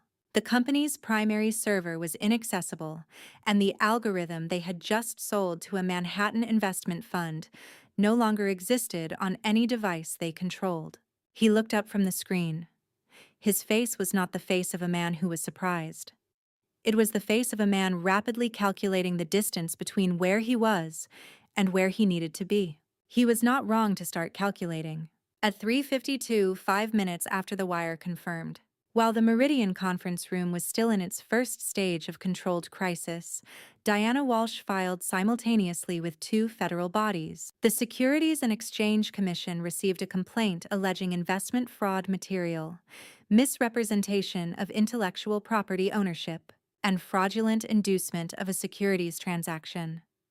The FBI field office in New Haven received the criminal complaint she had been building since Saturday, expanded now to include wire fraud in connection with a $50 million transaction. She had been ready since Saturday. She had been waiting for the wire. I closed the laptop screen. The kitchen was quiet. James was asleep in the infant seat beside the table, the same way he had been for the past 2 hours, undisturbed by what had just happened in a conference room 34 floors above Midtown Manhattan, which seemed like the correct response. Elliot sat back in his chair and said nothing. I picked James up and held him against my chest and said nothing either, because the moment did not require words, and neither of us had any to add. At 9:11 the following morning, I heard 2 cars pull into my driveway. Elliot looked up from the sofa. I already had my phone in my hand and the security camera app open. The front drive feed was clear. They were all there. Preston in the first car, Gerald beside him, Constance in the back seat. Tatum's car was behind them. She had driven 3 hours from Manhattan, apparently. At some point the previous evening, after the conference room had finally emptied. And standing just behind Preston, having stepped out of the passenger side of his car with the measured composure of someone who has spent the night reconsidering every decision that led her to this driveway, was Vanessa Hartwell. Her expression was not the expression of someone who had come to support the people she arrived with. That expression told me everything I needed to know about why she was actually there. I had not rehearsed any of it. There are conversations that write themselves the moment you understand precisely what they are, not through preparation, but through clarity. I had understood what this conversation was going to be since the morning Elliot turned the laptop toward me in that hospital room. I simply had not needed to practice. I checked the security camera app one more time before I opened the door. They were at the foot of the porch steps. Preston in front, wearing the composed bearing of a man who had spent the night with attorneys. Gerald slightly behind him. The leather portfolio under his arm, the same one he had carried to my kitchen table in October. Constance to his left, expression blank in the way of someone who has decided blankness is a form of defense. Tatum at the edge, hands in her coat pockets, calculating. And Vanessa Hartwell, standing fractionally apart from the others in the way people stand apart when their interests have recently separated. Diana was at my left shoulder. Elliot was at my right with the laptop open. Dorothy had arrived at 7:30, already inside before any of them reached the driveway. James was on my chest, one hand behind his head asleep. I opened the door. Preston looked at my face, then at the infant against my chest. He had not been to the hospital. He had not seen James since I had driven away at 2:14 in the morning. He said, in the tone of a man who has chosen confusion as a strategy, "Where's the baby?" I looked at him for a moment. "Which baby, Preston?" The porch went completely still. Gerald stepped forward with the boardroom authority that had worked for 30 years. "We need to address the company's situation. There are financial consequences requiring—" Gerald. Diana's voice was not raised. It did not need to be. "Save that for your attorney. Whatever he charges, I promise it won't be sufficient." Vanessa stepped away from the group. She lowered her voice. "Nora, this can be resolved. Restore access to the system, provide the reactivation key, and Meridian withdraws. Clean separation for everyone." She expected me to find it reasonable. What she had done in those 3 sentences was describe her knowledge that the system existed, that it had been taken, and that she had come specifically to recover it, while 2 Westport police officers Diana had stationed at the base of my driveway since 8:45 recorded every word. Vanessa had no idea they were there. She had handed them a clean, voluntary admission. I looked at Preston. "You've been sterile since the motorcycle accident in March of 2019. I said. My voice was even. "You knew. Gerald's physician told you that spring. And then the same physician told me, at a prenatal appointment I attended alone, that you had no fertility concerns of any kind. 2 reports, 1 doctor, 1 decision about what each of us needed to believe." Preston did not move. "James is my son. Biologically mine through IVF, with an anonymous donor whose identity you will never have access to, because I made that decision alone, the way I made every decision in that house. But you accepted him, didn't you? You looked at a pregnancy you knew could not have come from you, and for 9 months, you said nothing. Because what James was worth to the inheritance clause was more valuable to you than the truth. You needed an heir. I provided one. And you stayed silent. And let me believe we were building something together, and then you reached for your AirPods." Preston said nothing. He had never run out of words before. He had nothing now. "Gerald." Dorothy Calloway walked through the doorway past me, past Elliot holding a document in both hands, back straight.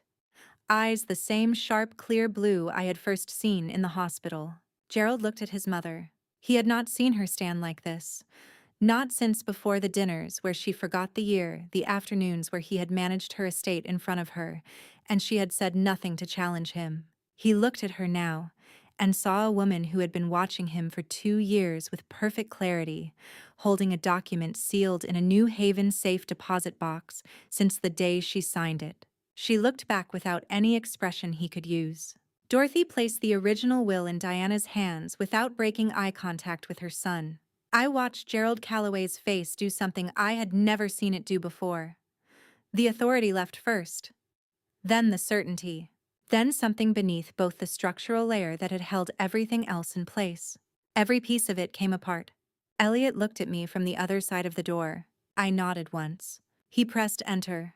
The gate at the end of the driveway swung closed. The outdoor floodlights came on simultaneously, unnecessary in the morning light, deliberate in what they communicated. And then the exterior speaker system activated.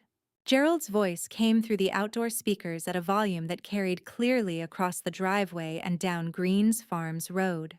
"If she miscarries, all the better." His own words.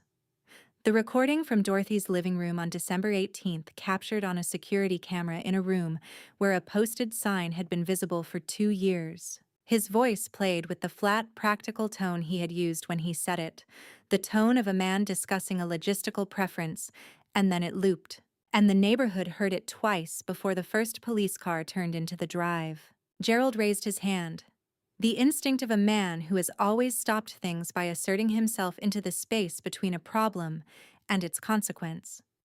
He looked at Elliot, who looked back with the calm of someone who had thought this through considerably further ahead. There was nothing Gerald could do. Every system on the property was running from Elliot's machine. 2 Westport Police Department vehicles stopped at the gate.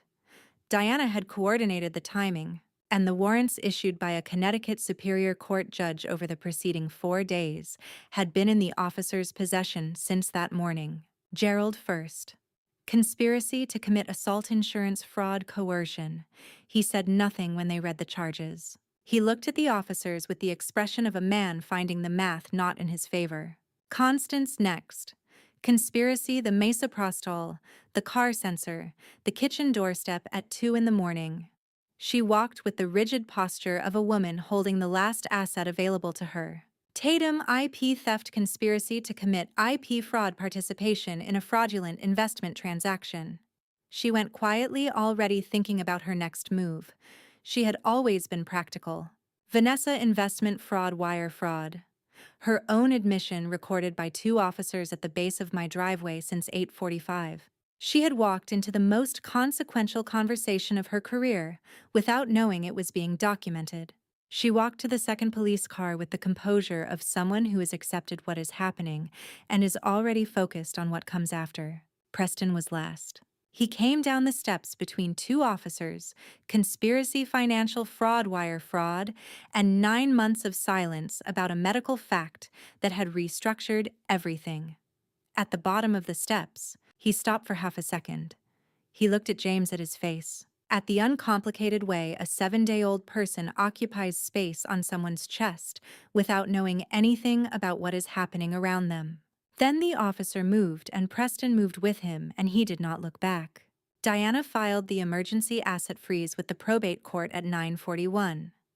Every account, every property, every financial instrument connected to the Calloway Family Holdings Group was frozen before noon. I stood at the threshold and watched. Dorothy was in the hallway behind me, standing very still. Elliot was beside me with the laptop closed. James was on my chest asleep through all of it, which was the correct response, and which I would tell him about someday. The driveway was empty. The gate was closed. I thought about Post Road at 2:14 in the morning, the only car at a red light. Counting out loud to stay present. I had driven alone on an empty road trying to survive the night. And I had made it. And everything that came after had come from that single decision to keep driving when the easier thing would have been to stay in that kitchen and wait for someone to choose me. I had made a different call, and this time the people who showed up were exactly the ones I needed. I reached for the door handle. I closed it not with force, not with the satisfaction that slamming it might have offered, because this was not that kind of ending. I closed it the way I had closed the bedroom door on the night of April 11th, when I had stood in the dark hallway and understood that somebody was going to have to figure out how to get to the hospital and that somebody was me. Gently, completely, with the quiet finality of a thing that is done. I don't tell this story because it ended well. I tell it because for too long it almost didn't. Family betrayal doesn't always arrive wearing a mask. Sometimes it sits across from you at the dinner table. Sometimes it signs its name next to yours. When the warning signs were there, I kept finding more comfortable explanations. Don't be like me. When the evidence is in front of you, read it. When the door opens, walk through it. You don't have to be ready. I drove to that hospital alone in labor, counting out loud to stay conscious. I was not ready. I did it anyway. I believe God placed James in my arms that morning as a reminder: survival is not the end of your story. It is the beginning of the one you actually choose. Family revenge was never what I wanted. I wanted the truth on record. I wanted my son to know his mother did not stay silent.